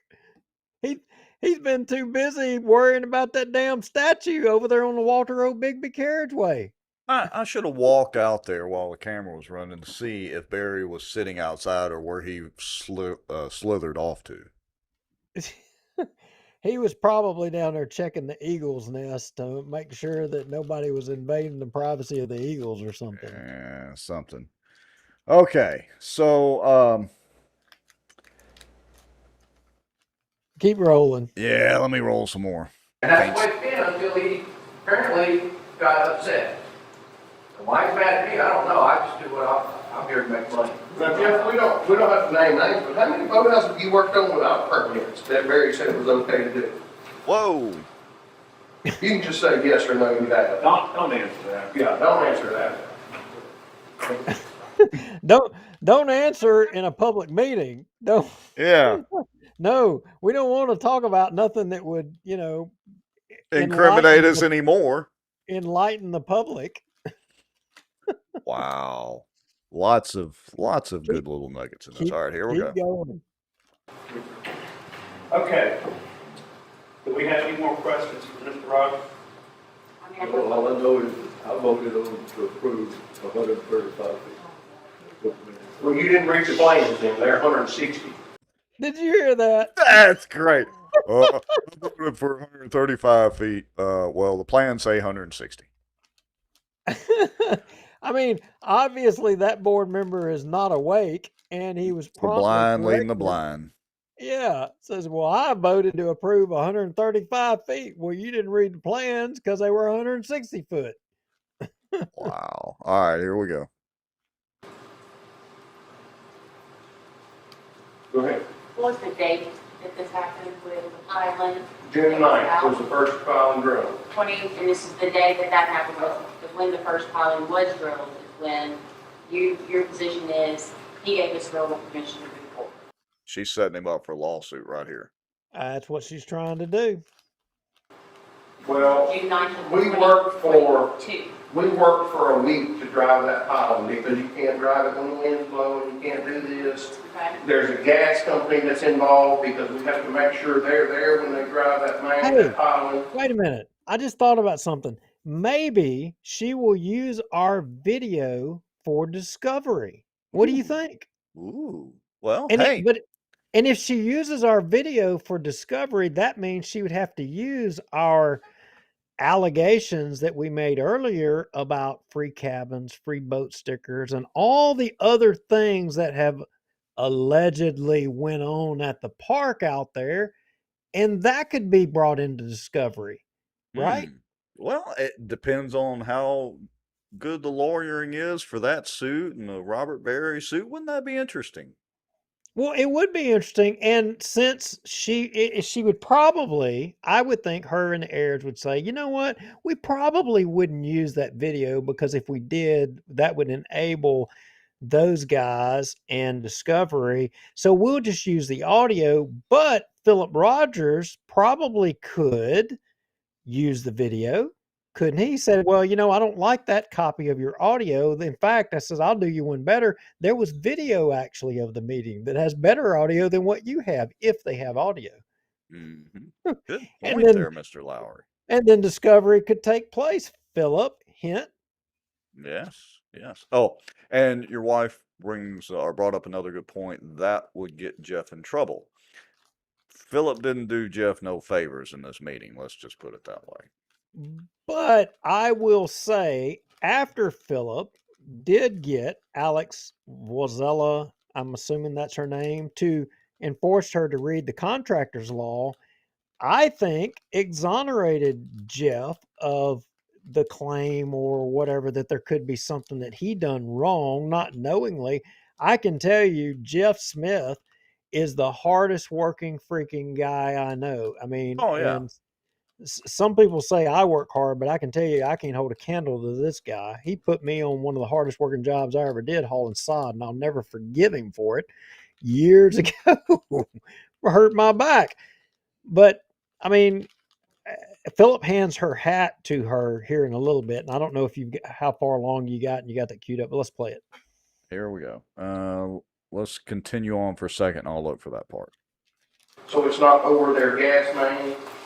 We worked together for a week. I have a screenshot where Robert says, on my way on June 9th to drill the first So pilot. it was June 9th of 2022 that this That's happened. if my recollection is right. Okay. That's correct. How many feet out was the first pile strip? It was in line with the two boathouses next to me. Because that's where we've been string at. We never measured it until you and Barry were over there 2 weeks ago measuring it. Never one time did Robert Berry come there and measure that boathouse. Because, you know why? Because the man from Center Point Energy said, you gotta be 20 feet away from this main, or you can't drive a pile in here. And then we drove 10 foot away from it, and the man was standing on the gas main and said, right there, don't drill it nowhere else. And it took 3 days to get those piles drilled, because the man couldn't be there, and Robert couldn't be there, and Jeff was there every day working until he could be there. Do you remember the man's name from Center Point? Steve Matthews. Steve? The exchange between Philip and Alex is coming up here in just about probably 30 or 45 seconds, so I'm going to keep playing it. Matthews.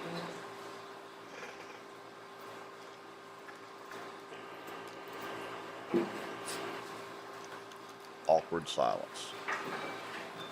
Hey, you know, I'm thinking if I need to call Robert and see if I can extend my period before he's gone out the door, work out some kind of deal. Yeah, go ahead and get it done. I mean, I Just- don't even need no boat stickers. Yeah, just be careful. And look, I want to clarify that the reason that I say Philip didn't do Jeff any favors here is not that the Ayers law firm is necessarily correct, but they'll absolutely sue him. And that's what they're gearing up for right here. Oh, yeah. And it won't matter whether he's right or wrong because he's got to afford the lawsuit in the meantime. So, Hey, and have the you- loss of business. Hey, have you got your free boat stickers this year? No, I had to pay for those butt ugly things. I don't put Hey, them on my boat either. has anybody else watching? Have y'all got your free boat stickers this year? I'm just curious. The Who only all- thing I'm worried about is whether they tow my truck. But other than that, the only enforcement mechanism that they have on the lake is not allowing me to purchase more stickers or stay at the RV park, which I don't care about anyway. Well, I did. I don't know if y'all realize that or not, folks, about those boat stickers out there. I don't mind paying the launch fee. It's the boat stickers I can't stand. Hey, I do anticipate to get a bill from them though any day. Yeah. Yeah, because I mean, I did release an owl that killed some of my chickens over there at their boat launch. So Oh. I'm anticipating them billing me for attending their boat launch. I was thinking they'd clean the park Did up. you ever pay your homeowner fee or whatever that y'all call it out there? Oh, I did. I wait Oh, till did the you? last minute. I want Yeah. to see how many nastygrams they'll send me every year. I got every one since dating back even before Robert Berry existed. Oh, so you're costing the taxpayers. Well, I guess you're paying the taxes too, so it's really your money anyway. Having to send all Well, those nasty grams to you. I don't go to the park over there. I mean, but I got my use. I released an owl over there. So I guess that was 300, 800, 400. I don't know, however much they send me the bill for. Just so Your I can release an owl. Your wife says we will never get our seawall fixed at this point. Hey, whose responsibility is it? So if the district owns the property to whatever the line is around there, whose responsibility is it to build seawalls?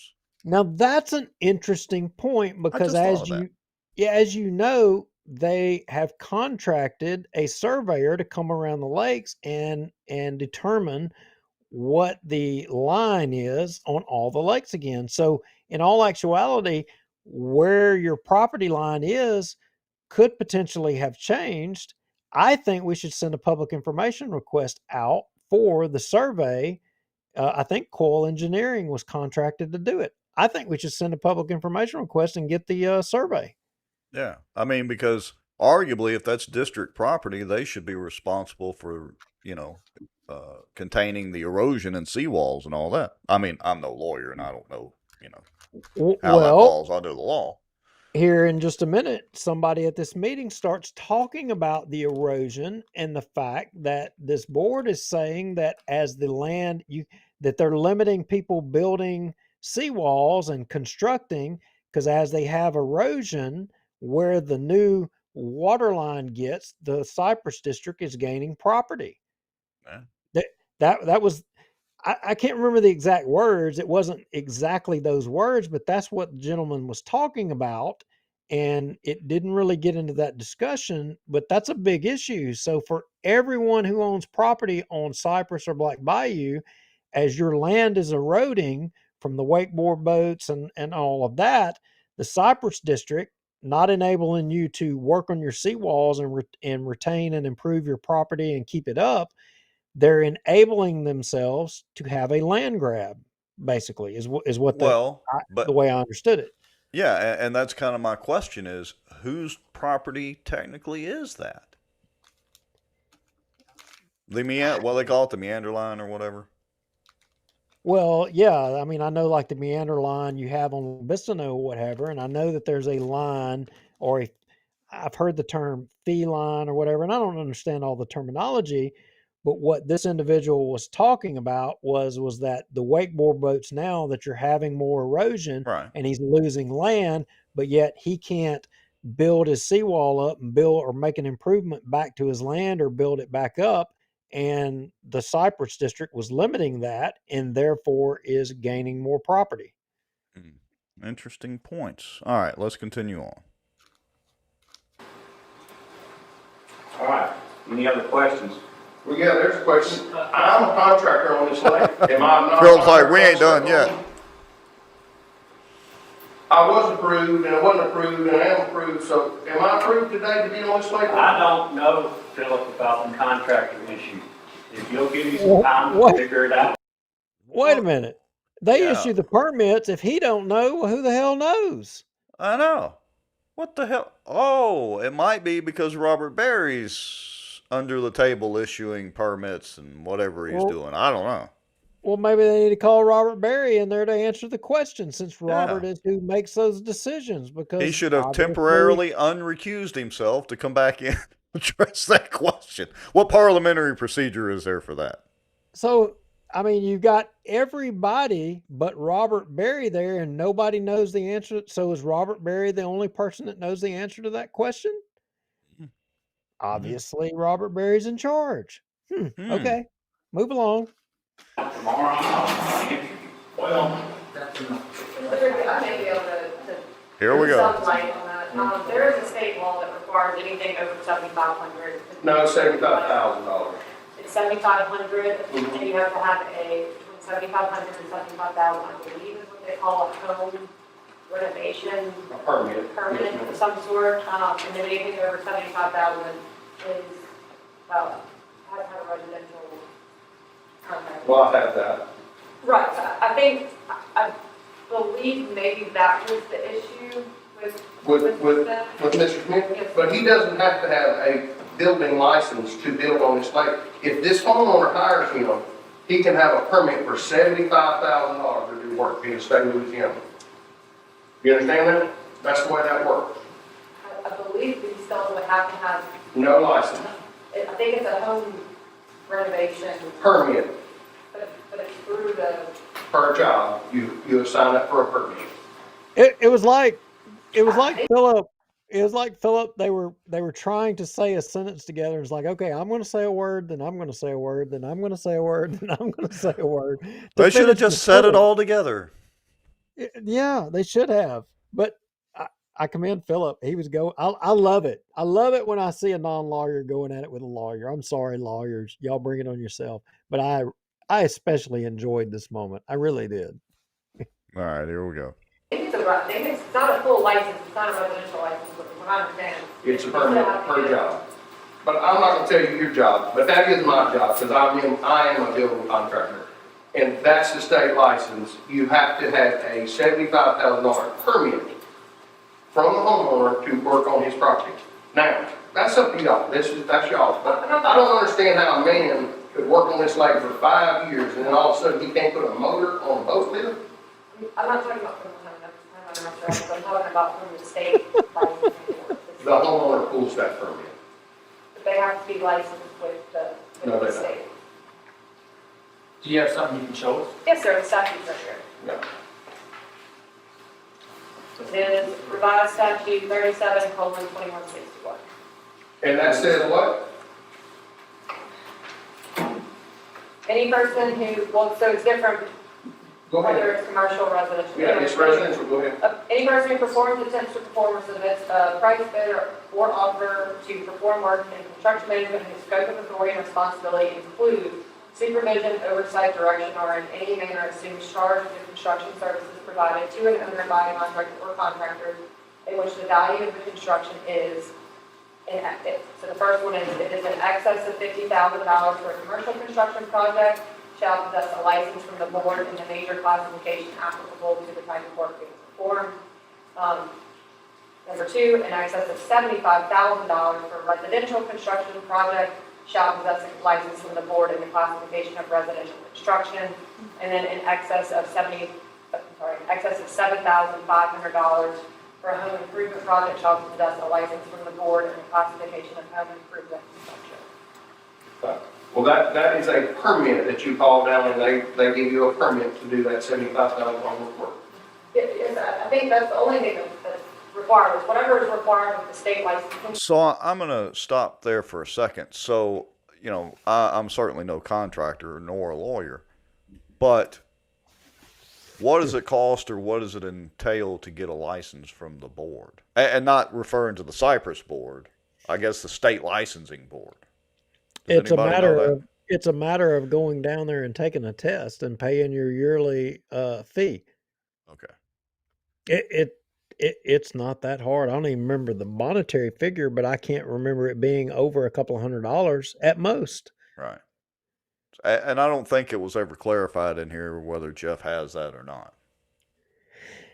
No, and I mean I don't know if he does or not, but the argument was over seven. I mean the thing, as I understand, is over $75,000. If you're doing residential construction, you have to be licensed by the state, and if it's over $50,000 and it's commercial, you have to have a commercial license. Just like if you built bridges or you built well locations, you have to have a heavy construction license, you know. But for this 75,000 and under on residential stuff, the homeowner himself, aka Philip Rogers, can pull a permit to do it himself and hire a laborer, Jeff Smith, to do the work. That's what we're talking about. Yeah. Okay. Renee Hall says she's just trying to earn her $185 an hour fee, but doesn't have a clue. AJ and Mandy Foy said, we have done many jobs on Cypress and never had to jump through all of these hoops with Cypress. Okay, let's continue on. Board, that's what the board requires. So, Well, y'all just need to get that clear before y'all start telling people on the lake that they cannot work on people's houses. Because it makes people look bad. No, I want to finish. Let's finish. Let's finish this. So, anybody else have anything? Alex, you have anything? Gary? Want to entertain a motion to ask, Mr. Rogers to give us a remedy to the situation within 20 days? That'd be great. There's no remedy to the situation. Y'all sue me. Boom. Drop the bomb and drop the mic at the same time. Y'all sue me. That What's was the remedy? great. I'm wondering what remedy was Gary White's wanting him to drop out there. What remedy did Gary White have in mind? Well, Gary's probably seeing dollar signs. I mean, if Renee and David had to pay $20,000, and again, they were only a few feet over their pergola. Phillips, 80 feet or whatever it is below what the board, beyond what the board had allowed. So how big a boy are you, Philip? Are you willing to pony up that fee? All right, let's continue on. That's the only remedy in this situation. Okay. That's what we're doing. Did I just say something? There's a lady on the lake that was going to be one of our witnesses in our lawsuit, and she was trying to get a pool permit, and she was going to testify that Robert Berry came up there and told her she could do something. She said, well, I've heard I need to go before the board. And he said, honey, I own the board. What I say goes. So if you'd like for me to get her in here and testify to y'all on that, he's going around acting like he's the board. He has authority to do all this, just like he did with us. So he needs to stop, and he needs to quit lying. Thank you. Now, y'all, do y'all really think that I would do something against a law? in the I mean, position I was in? I mean, do y'all really think that I would do that? Yeah, I don't, but I'm surprised. I mean, that's why we're having this Do meeting. you I mean, not if you think- went over 10 wait a feet, minute. Wait a minute. How the hell is he surprised? Yeah. How the hell is he surprised? Has has him, White, and Fowler have they been, living on another planet for the last several I years? mean, they How are you act like we surprised? haven't covered all these or a lot of the shenanigans that are going on out there. If you're surprised, Mr. President, here, would you like the name and number of an individual who Robert Berry told somebody that you can go and literally get on anybody's pier? We own every pier on Cypress and Black Bayou. We own them. They're ours. You can do what you want to do. And they were tearing up a landowner's pier. Do you want the number of the individual? I'll gladly give it to you since you're so surprised and you have no idea and you're oblivious.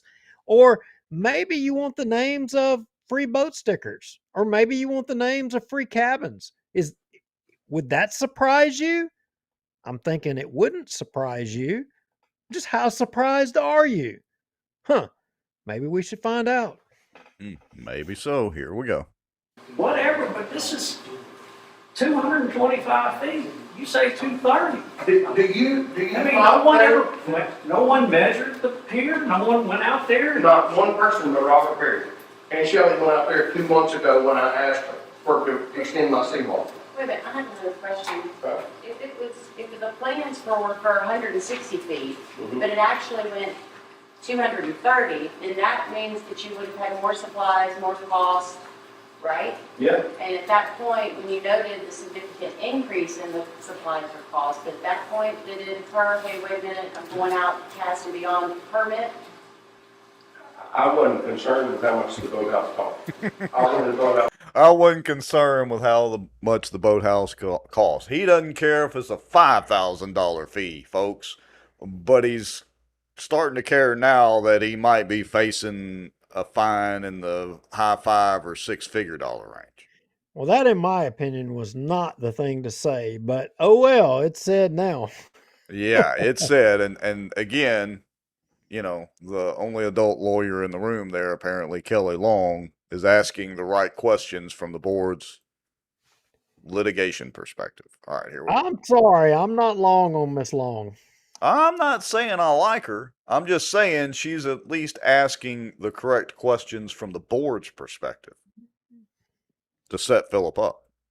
On Soccer Lake because I like Soccer Lake. I love Soccer Lake. No, I understand, but what I'm saying is that nobody ever measured it, so we didn't look at it, but you would have known by the increase in cost of the project, right?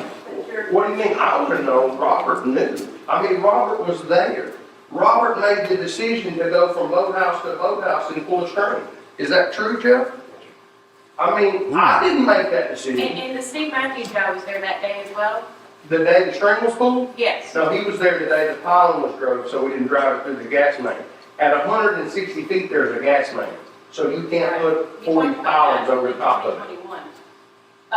So Mr. Matthews was there the next day when the pilings were drawn. Was anybody else there when you ran the measurement with Mr. Berry, besides Mr. Schmidt? You, Well, Mr. Smith, was that you, sir? I'm not sure who come over there, but when we had the string pulled, Hang on, yeah, I watched them from day one Okay, across, I'm catty corner to them. So okay. I watched the whole thing every day from beginning to end. And the reason I did is because I wanted to know what was gonna be possible for me to do. Okay. And I can tell you, Jeff did spend a considerable amount of time on Pier 1, the first one. And I can tell you that there were numerous work trucks, including Centerpoint there, multiple times. and J.P. Wallace is my neighbor, and I had to go on his back. So I explained to him what was going on. And like I said, if you sit on his back porch after the boathouse was built, my boathouse is right in his line of sight of the lake. But you know what JT said? Philip, that's your boathouse. That ain't none of my business what goes on over there. Now, I would have been unhappy with it, but you know what? JT said, hey, that's what y'all want to do. The gas line, boathouse, I understand. And then he also said, but you know, boats come in here at 40 miles an hour, and I'm glad it's out there. So boats don't come in this code again like they did. Amen. You know, I second that. I just, Bingo. and I'm not gonna repeat myself. Yeah. And Bingo. there's some more good comments coming up here in about a minute and a half, 2 minutes also. Keep going. All right, here we go. Let's get to it. Don't understand what this is other than retaliation, really and truly. Because Robert was over there all the time, looking at this. After I got that permit, I come and got a retaining wall permit. Bruce Easterly was over there. I mean, do you think they didn't come out? Do you think I didn't get an engineer to put where that seawall goes? I mean, y'all act like y'all are oblivious to how this works. Robert goes to the job once or twice a week and checks on them. When Jeff left my job, he went across the street to drive one piling, and Robert shut him down because he didn't have a permit. Now, do y'all not know Robert goes to this lake every day and harasses people and hounds people? Harassing and hounding people. But they don't know. They're surprised. Oh yeah, they're Rex, shocked. You heard him say they're shocked. They're surprised. I mean, is it because they don't live on the lake and they just don't know that, all they care about is just keeping the taxpayers in check up here, or the servants that live on the lake? Here we go. I'm not gonna comment on that. Okay, well, he was there the whole time that boathouse was built, the entire time. And since it's been built, I have talked to him several times about things that I'm doing at that boathouse. Extending this, doing this, all the time. I call Robert. Robert, what do we need to do? That's fine, just do it. Shelley went 2 months ago to extend the retaining wall. You don't need no permit. We used a permit last year. No, I'm not gonna do that. I'll pay the $250. So, I don't know, but I don't see a resolve here. I mean, if y'all think I'm in the wrong, I'm not. I would have never done something where I thought I was in the wrong. I'd have gone over 80 feet of which I'll approve, but I never did anything wrong. And my backup and my defense is Robert Berry, who literally left the building. Well, Philip is wrong. He says he's not wrong, but he is wrong. He's wrong because he didn't vote to reappoint Robert Berry. I mean, damn. To put it simply, yeah, you're absolutely correct there, Mr. I don't Brown. understand what he doesn't understand. All Shit. right, here we go. I live my life that way. I don't do things wrong. Amen, me You understand? My name is more important to me than anything, and I don't do things wrong. Okay? I want to ask a question Bullshit, but about that. Is there a policy that exists that once y'all approve, All right, whatever you listen to said you this. This is approved it good. for, does someone not check that when the work's complete, that it adhered to the standard that you guys signed off on? Or do y'all just assume they're gonna adhere to it and then years later ask about it? I don't want that to sound snarky. I'm serious. Good question. Is there a policy in place that when you approve somebody's work, I don't know either of those gentlemen. I've talked to one of them on the phone. I don't know either one, so I don't want to think it's nothing personal, but I am curious because I'm working to get one myself. So I need to know, are y'all gonna come out, somebody gonna come out and make sure that what y'all agreed to and what I agreed to, if I do one, that signs off, yes, he did what we agreed to. Did that ever happen? Does that policy exist? And if No. not, why not? No, it doesn't. Well, that's why we're here. I'll answer it because they won't answer it. I mean, That is a very good question. Good question. And I have never seen any official documentation on that. Maybe Well, it's in the rules that the Ayers Law Firm rewrote a couple of years ago. Well, hopefully it wasn't lost in the IT adjustment, recently. But Yeah. knows? Yeah. You can't answer questions. I'm assuming you wanna make that motion, Gary, but I don't don't know if it'll pass or not. Certainly, Is it in order to do it? Got an order to do the motion. You give it 20 days. If they want, you have to make a recommendation on that. Well, I mean, surely, I'm not asking you to, just Do what? surely White has access via his remote camera access at his house. I mean, surely he can spit it out. Yeah, surely so. All right, let's see. Now, look, in full disclosure, there's another 20 minutes of this. So, do we want to go ahead and kind of summarize it and start wrapping this up, or you want to go another 20? Let's go through it. It's entertaining because there's highlight spots. I All think right. we can still enlighten people to other little things as we go along. Let's trudge through it. We got 40 people with us. Y'all put your seatbelts on. Here we go. We need to shut this down. I'm willing to talk to Philip, try to get something done about the motion. According to him, he's not interested in doing anything, so. Well, I mean, if it was y'all, what would you think I should do? You think I should tear it down? I'm not gonna comment on that. I mean, do you think I should pay you money? I'm not commenting on that either. What money? They haven't even determined what the dollar amount is. And I want to. Well, I mean, it's. Does it depend on who you are as to what? He's not going to comment because we got to figure out. It depends on your standing and stature in society. There is no policy. Oh, wait a minute. No, you didn't answer that question. Whether there is anything in writing, you didn't answer that. Maybe there is, maybe there isn't. But maybe we have to figure it out on a case by case basis as to who you are, as to what policy or rules will apply to you. Okay. Mike Lombardino is watching, and we appreciate you watching, Mike. Mike asked the question, is anything in writing or just he said, she said? The only thing that's in writing is the minutes of the meeting where they approved him going out to 160 feet or whatever. Other than that, it's not he said, she said, it's Robert said, Robert said.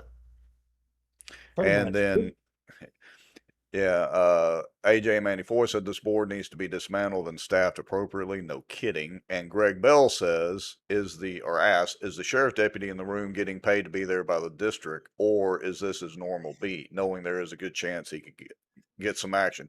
No, they pay him to be there. The district does. $30 an hour, I think. 4-hour minimum. All right, here we go. For more Robert's legal fees? I don't think so. I don't want any legal fees. We got enough legal fees. We sure do. That's the quote of the year. All right. It ain't Mr. stopped them Bigby, from this can I make point. a comment, please? Yes, sir. I'm kind of new to the area. My wife is, I I don't know if you state your name and address. I'm sorry, Lance Stanfield. I live on 1999 Wood Lake, in Wood Lake Ridge on Black Island. I applied to tear down a boathouse that was built in the 80s and build a new one in March. Went back in April to check on it. Was told that everything was fine. Come in a week before you're ready to start and we'll issue your permit. Well, when I went back the week before we were ready to start, I was told that we had to run it by the board first to see if the board had any issues. And it wasn't on the agenda today, that's why I was here. I was just wondering if that had been brought up to the board. No, sir, it's not on the agenda. I haven't heard This is about it. great. Listen to this carefully. Okay, so what's my next step from here? Can I make a motion to put it on next month's agenda? Sure. Watch I'm gonna this. Put Lance Stanfield's request to tear down an old boathouse his request for approval on the agenda for the next scheduled meeting. So that means I have to wait another month. We could do a special meeting possibly. It's just great. So I have to wait another month to find something out when they're literally all there. They could vote to just add him to But- the agenda. But he was told by just come in a week before you're ready to start and we'll get it done. And Right. then when he does that, then he's told, well, we got to run it before this next meeting. And then it's not in this meeting. And then, oh, we'll do it next month. Gladly Okay. pay you Tuesday for a hamburger today and bring 2 hamburgers. Yeah. I mean, look, we're the board. You'll do what we Yeah. say we do. I All mean, right. just who are you? And it may be the fact that you don't have to have a board vote on this. I just don't know at the moment. I'm sorry, I'm hearing you You say. may not have to have a board vote on this. I just don't know at the moment. Wait a We minute. gotta Wait a minute. we gotta phone a friend because we don't know. Is this Walt's first time being on the board and first time being board president? I mean, do you know? I mean, maybe we should have answered the question for them. Yeah, I mean, it's like are there no other boathouses and piers except for Phillips on the lake? I mean, I know I've fished around a bunch of them.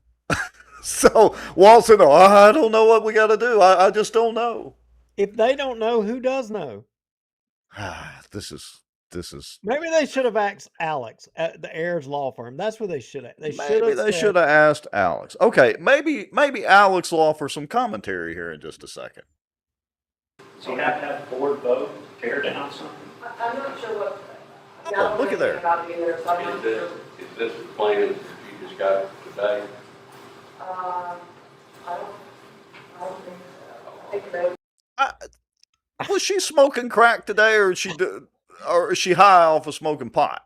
okay, the law firm doesn't know, the board doesn't know. I mean, is there anybody who knows anything that we can get? Wait a minute. They need to hire that damn $150,000 lobbyist out of Baton Rouge. I'll bet she'll know. Yeah, maybe. So she's higher paid. Well, no, she's not really higher. She's higher paid than Alex anyway. All right, here we go. Have to do with the new sequel. I could go on there and look and see. It may be worth, if you want to, say, stick around after the meeting. Okay. I can do that. I just don't know what the issue is. There, Oh, just so after y'all the know, there's meeting, constant Yeah, after stick around the after meeting, the meeting. After the meeting. yeah, for the meeting after the meeting, and we'll be able to figure it out, but not right here in the public in the daylight for all of everybody to be able to know that we don't know what the hell's going on and we don't have an answer for you. Yeah, just great. constantly plans coming in. It's not just one here, one there, it's every day. Something's coming in, you got to review. So it's. I understand that. I understand that. And I want it to work smoothly. Absolutely. Better for everybody. We want it to be fair across the board. I'm just wondering, Objective. is this one of these situations where all of these people are so smart they have to have a plan that says, okay, I am going to take a 5-pound claw hammer, I will place the claws on the head of the nail, I will pry the nail out. Is that what you got to have to tear down a boathouse? You got to have a plan to tear the boathouse down? Are you freaking kidding me? Yeah, that's yeah. When the planners plan, well, anyway. All right, here we go. Oh my gosh. Like I said, I was told everything was fine, but they hadn't learned about it. I was told everything was fine in April. And I came a week before we were ready to start, like I was told to do, and was told that they had to run about it. I've been waiting a year.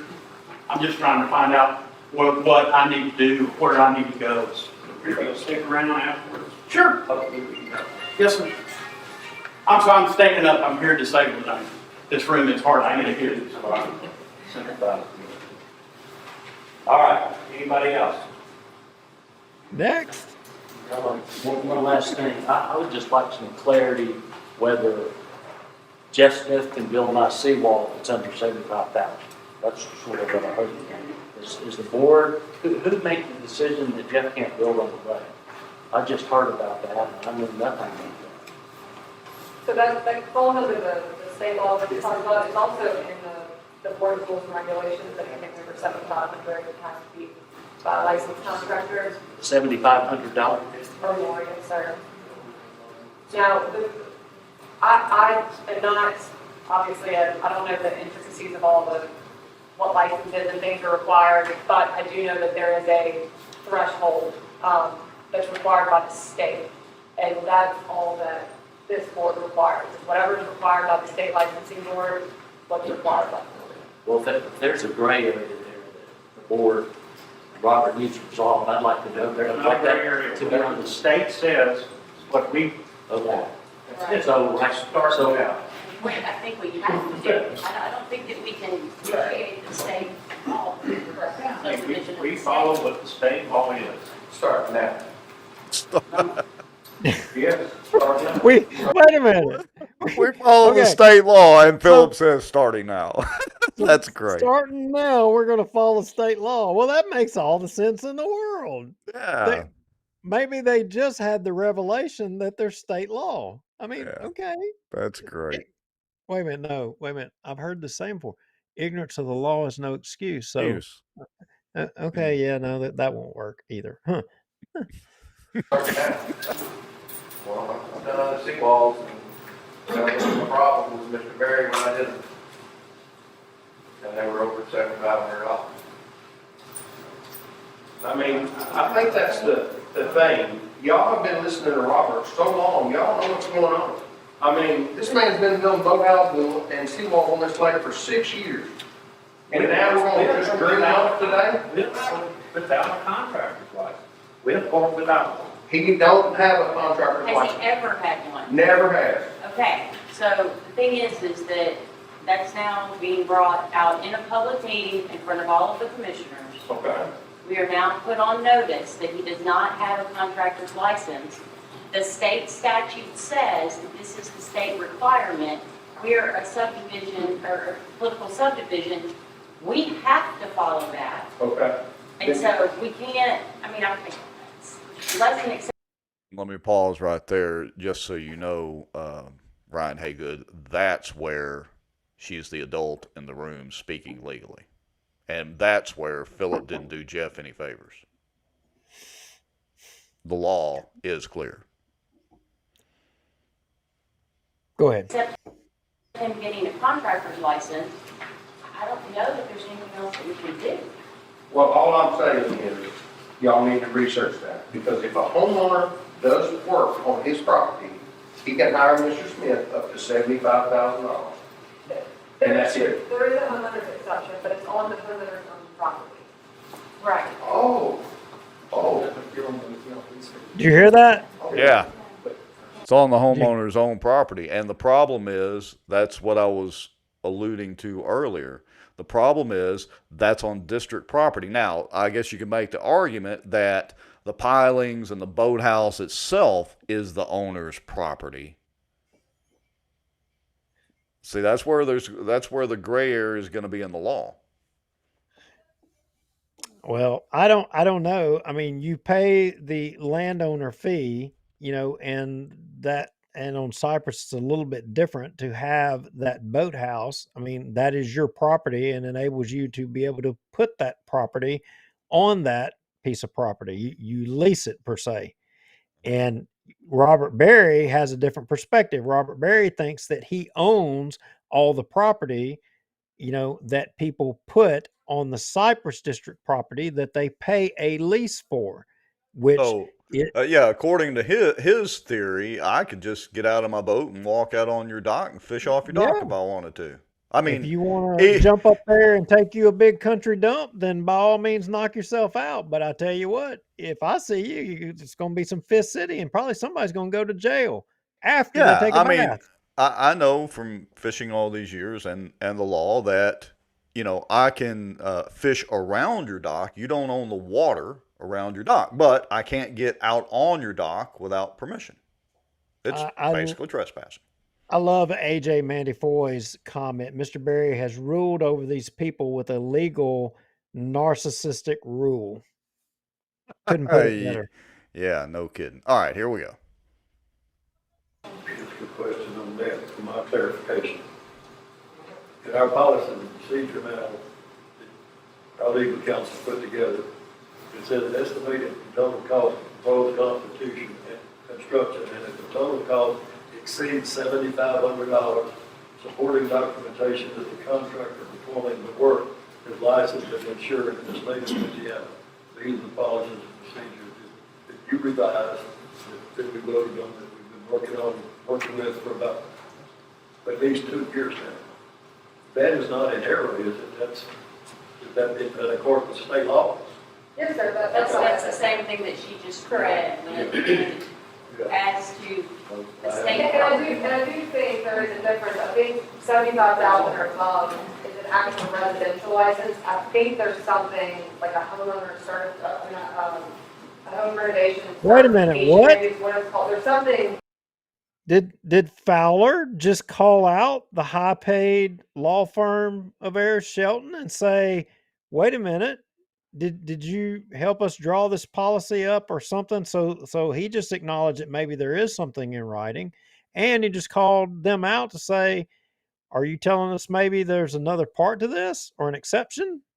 We need to look up those Cypress district policies and procedures, see if that's on their website, or do a info request on that. Ryan ain't good. Fifth City, you're scary, Duke. Fisticuffs. He's a pugilist. Yeah. Hey, All right. I still got to hop in my step, old boy. Here we go. From 7,500 to 75,000. That I can't remember what it's called. But it is something you have to get through the state. Is that in addition to being a licensed contractor or in lieu of being a licensed? So there's different levels. There's from 7,500 to 75,000. It's still something, I don't think it's called technically a license. I think it's a certificate or registration or something with the state licensing board. Permit. Okay. Or permit, maybe. That the permit office gives you. So I can do a job for $7,500 or less. I think that's less. Nobody knows. We're We're making law here. Two lawyers in the room, and nobody knows for sure. And the law firm, the high-paid heirs law firm, I mean, we don't give a shit. Hell, we'll create some law right here. Yeah, it's a permit. Hell, let's put it in writing. Yeah. I think the only difference here is whether or not just Jeff, anybody is considered a licensed contractor on the job. Or, like you said, they're just hiring him to pick up boards. But hey, I mean, Walt Fowler and Mr. White, I mean, y'all I mean, hell, y'all what do y'all know? Y'all have to ask somebody. Y'all got to phone a friend here. Hey, I know what they should do. They can just settle it in court like they do everything else. I mean, it's taxpayer money anyway to pay the heirs law firm. Yeah, there you go. So Start suing. Your application of the law to everybody, including the Halls and all the other landowners across the lake, have you been applying it out of ignorance? Have you been applying it out of Evenly and fairly? Have you been applying it, with bad legal advice? I'm dying to know. And as Philip said, the police jury has backed them all the way, every time, on everything. Oh, yeah. I mean, put up with this stuff for years. Where does the accountability end here? Or is there any accountability? That's the question. Is there any? All right, here we go. Now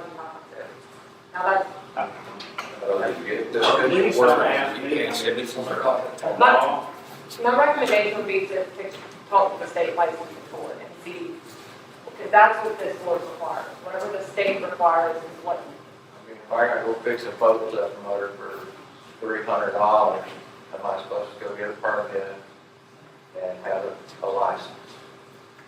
So again, I'm not sure. I'm not aware of anything that's required under 7,500.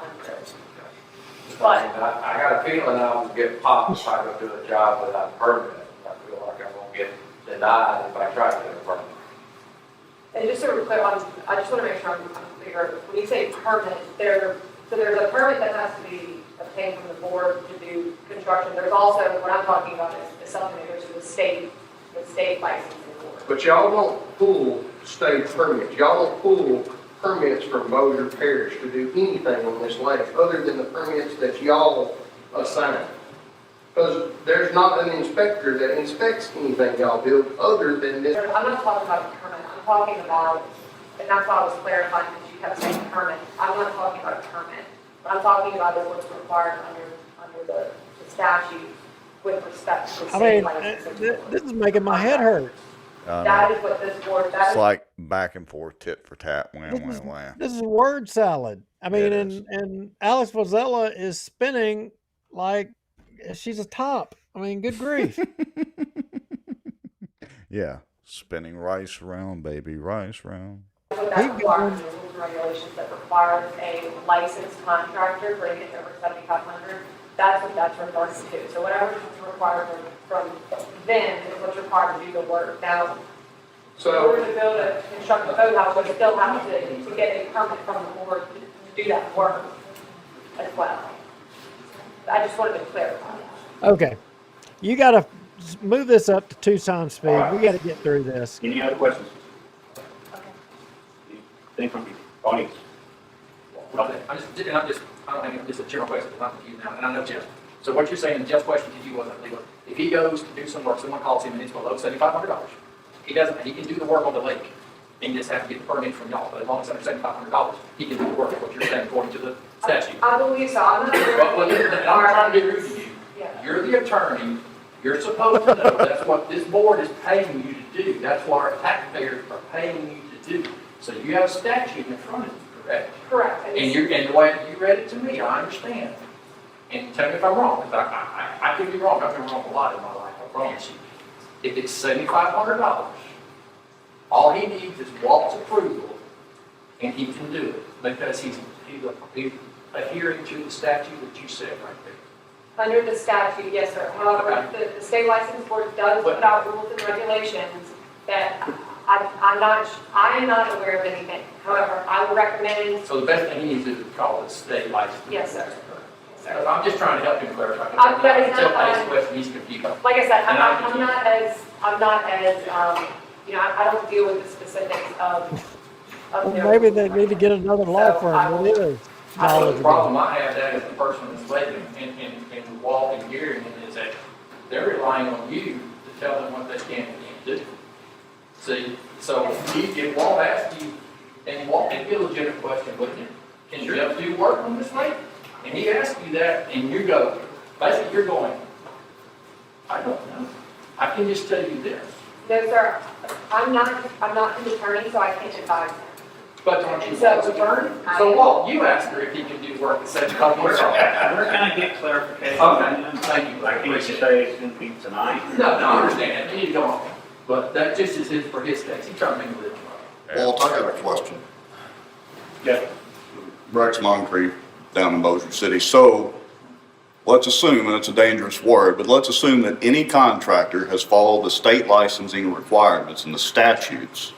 Is there anything that would stop the board from approving a contractor at that point? Because you just said repeatedly that y'all follow what the state statute is. So assuming that any contractor has followed and done that, then it sounds to me like the board just signs off on them and approves it, correct? Is that the procedure, or is there a written procedure for that? And when do y'all decide that? Is it an open meeting, or how do y'all decide that? I can tell you, we don't decide anything in private, so I'm not sure I understand your question. But wait till after the meeting. Because I want to make sure I Get have with it us right after to the you. meeting. So your first question is if a contractor meets all the license requirements as stated in the state statute and our policies and procedures, then they should be able to come in and do any work over 7,500 or 75,000, just whatever is in accordance with their state licensing. Correct. They should be able to come in here to a meeting, ask for approval, and y'all should rubber stamp it, assuming they followed everything the state says. Right, okay. And then the second part of the question, now I need to hear the second part. And the second part of the question is, to restate it, when do y'all approve that? Is it in open meetings, or how are contractors approved or not approved to do work on the lake? Y'all email each other? Is it a walking quorum? I mean, what do y'all do? I don't believe there's any approval process. The licensing thing is a prerequisite. Well, If you have a wait a license, minute. You see where I was headed with that, right? Oh yeah, yeah, and it was awesome. You hit it out of the park. I don't think there's an approval process. The freaking law firm said I don't think there's an approval process. And we got them on record saying it. It's great. Yeah. Good grief. Oh, that's great. All right, so here we go. Put in to ask for a permit to do the work, but the licensing thing is it's just a prerequisite. There's no, like, Yeah, you don't have to be process. you don't have to petition to be an approved contractor. So what that means is all this horse shit that Barry's been putting these contractors through, now the board has a real problem. Yeah, they've got a real problem. I mean, because either you have to be approved or you don't have to Or be you don't. approved. One of the two. Pick your side. All right, here we go. Okay. But I just wanted, that's exactly what I needed to know on the record. Thank you. That's correct. Yeah, good. They've never done that, as long as now, there's still a permit process to get the actual permit to do specific, to do whatever project it is. But there's nothing special that a particular contractor would have to do, is that correct? Assuming they followed everything? That statute, they should, yes, as long as they have followed that statute and have their proper license in the board. If you, Mr. Moncrief, said, I'm licensed and I have my license pursuant to the state statute, you should be good to go. Thank you. I think what really trims what the basic contractor found is that, the driving part, who can drive pilots, there's not very many people that can drive pilots, they're good. So Gary is trying to soften the blow there that, what keeps a bunch of people from being contractors on the lake is the ability to drive pilots, not the complications with Robert Berry. Here we go. Isn't there, I thought there was on your website a list of contractors that are approved to do work on the lake. I believe there's a list that y'all have on there, just suggestions that people want to do. Okay, so that wasn't, these are the only ones that can, okay, because it stated, it seemed that way, the way it was stated. I'm just saying. I'm trying to look it up. No, that was not 12. Three of us on the list. We're almost through, folks. Okay. Doesn't seem like we're getting very far with this meeting, so. Oh, yeah, No we other are. questions? Oh no, Walt. Yeah, we thank you, Walt. You did a superb job of leading that circus, so we would have plenty to talk about tonight. Yeah, this Anybody goes for you. audience to us? Like, somebody make a motion to adjourn? What we do, anything extra now, tonight, you can table it, it's on here, under advisement, I think there might be something. All right, here's the resolution. All right, I recommend that we take this under advisement. I was thinking that. Take Got what it. under advisement? Motion and a second. Is there any public comment on that? Motion No. and a second. All in favor, please say aye. Opposed? Motion carries. All right, and then they just did I the motion to adjourn. I just can't. So, Rex, after the meeting, though, the fellow that wanted to tear down the boathouse, did they have a meeting afterwards to determine whether he could tear down his boathouse? I don't think they did, but granted, I didn't stick around. Well, wait a minute. As I understand it, sources say that Robert Berry had already, or there was an email produced that he had already approved it Oh, the really? Friday before this meeting, Really? and that it wasn't the board that approved it. So, which is it? Does the board actually make approvals or do they not? Yeah. Can't have it both ways. Apparently, they've been having it both ways for years. But Not anymore. All right. So we still have 35 people watching, 35 very dedicated Bossier watchers to sit through that circus. But I am glad you wanted to go through with the whole thing and finish it because, well, it was entertaining, especially if you were there in the meeting. Yeah, no doubt. It was very telling about the dysfunction of the Cypress district. And I got to say, as somebody that lives on the lake, Gary White, you should resign. Walt Bigby, you should resign. Mr. Fowler, you should resign. Kelly Long, I'll hold out judgment just yet on whether I don't know completely on her, but the other ones, y'all should resign. Does this board maybe need to go away? Yeah, I think I'm sold that it needs to go away at a minimum. All the people that's on it need to go away, and the least it should be restructured if it remains, because there's no accountability here, and it's just a railroad of, again, the serfs that live on the lake. And it's not right. It's wrong. It's Yeah, wrong on I agree. so many levels.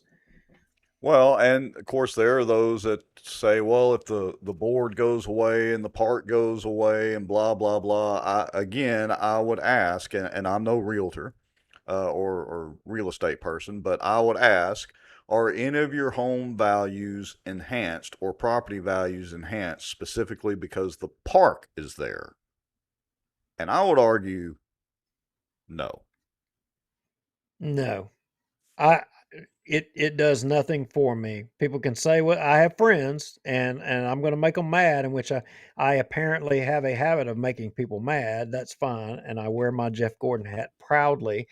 But I will say, you know what? The board is not of a benefit to me. I mean, the park is no benefit to me. I Yeah. mean, as far as I'm concerned, you know what? I do not want to see it turn into another subdivision. I got a better idea. Let's make it into a cemetery. I'd be in favor of being We're buried making. there. When I pass, you can bury me out Oh, there in the I thought woods. you were talking about all the skeletons that are in the closets now can come out and we can bury those skeletons out there. No, I didn't think of that. I was thinking in another direction, but that's a good point. That's a good Yeah. point. Yeah. All right. Well, we appreciate everybody watching. I do want to put up one thing. Renee Hall says, are you going to mention about the state law and ethics law? We've actually already posted about that. That says once he's removed, he cannot be an employee for 2 years. Robert Berry, we have a specific post addressing that. So go check it out and comment on it. And I put that it was shared by some Bossier watchers. And, well, you know who you are. Yeah, Um, and Rex, here's the thing. People watching this show, we show things on this show that are in our opinion violations of the law, and that ethics board complaints, the people could make complaints. I mean, if we did it on everything that come across in front of us, we'd spend all of our time filing complaints. We can't do it all. Kind of the way we view it is it's our responsibility to put the information out there for people to consume. And if they see it and they understand it and they think like we do that it's a violation, somebody needs to take that information and move with it. We're putting it out there on record. It isn't your name out there that's saying that it happened. We're saying it. we're throwing the rocks out in the water. How big is the ripple going to get? And not many ripples take place when they Right. should. When you Right. when you post a video of a government asset that is allegedly being used on private property, um, you know, I mean, and nobody, not Yeah. law enforcement, nobody says a word. I Yep. don't know. That's a little bit discouraging. It certainly is. Well, what is encouraging, though, is that, again, we had 30 something people watching all this time. We've been going now for, I don't know, what, nearly, well, almost 3 hours, 9 hours, or 2 hours and 53 minutes. Still not a record, but one of our longer shows. We appreciate everybody watching. Speaking of which, again, Duke and I don't do this for a living. We've got, businesses that help us out and help pay the bills, and Acadiana Mortgage and all that y'all have going on. So if you want to help us, here's how you can do it. One, if you've got some information you want to send to us anonymously, go make a free Proton Mail account. Send it with no identifying information. Send it to bossierwatch at protonmail.com. You can help that way. Liking, tagging, sharing, go to YouTube and subscribe to the YouTube channel. We need to get our subs up to over 500 out there on the YouTube part of things, platform. You can also go to bossierwatch.com or .org, and you can donate some coffee money if you want to there. You can send Facebook stars if you're watching on Facebook and all that sort of thing. Helps us buy a little bit of coffee because the software that we use and some of the things to make this cool stuff and these graphics happen is not free. Not to mention the inordinate amount of time that we spend, and honestly, that Duke spends a lot of. So anyway, with all that said, those are ways that you can help. We're glad to have everybody here, everybody commenting, everybody doing what y'all do and watching and keeping an eye on things with us. Have a good night, folks. Thanks for watching. See you next time. See y'all.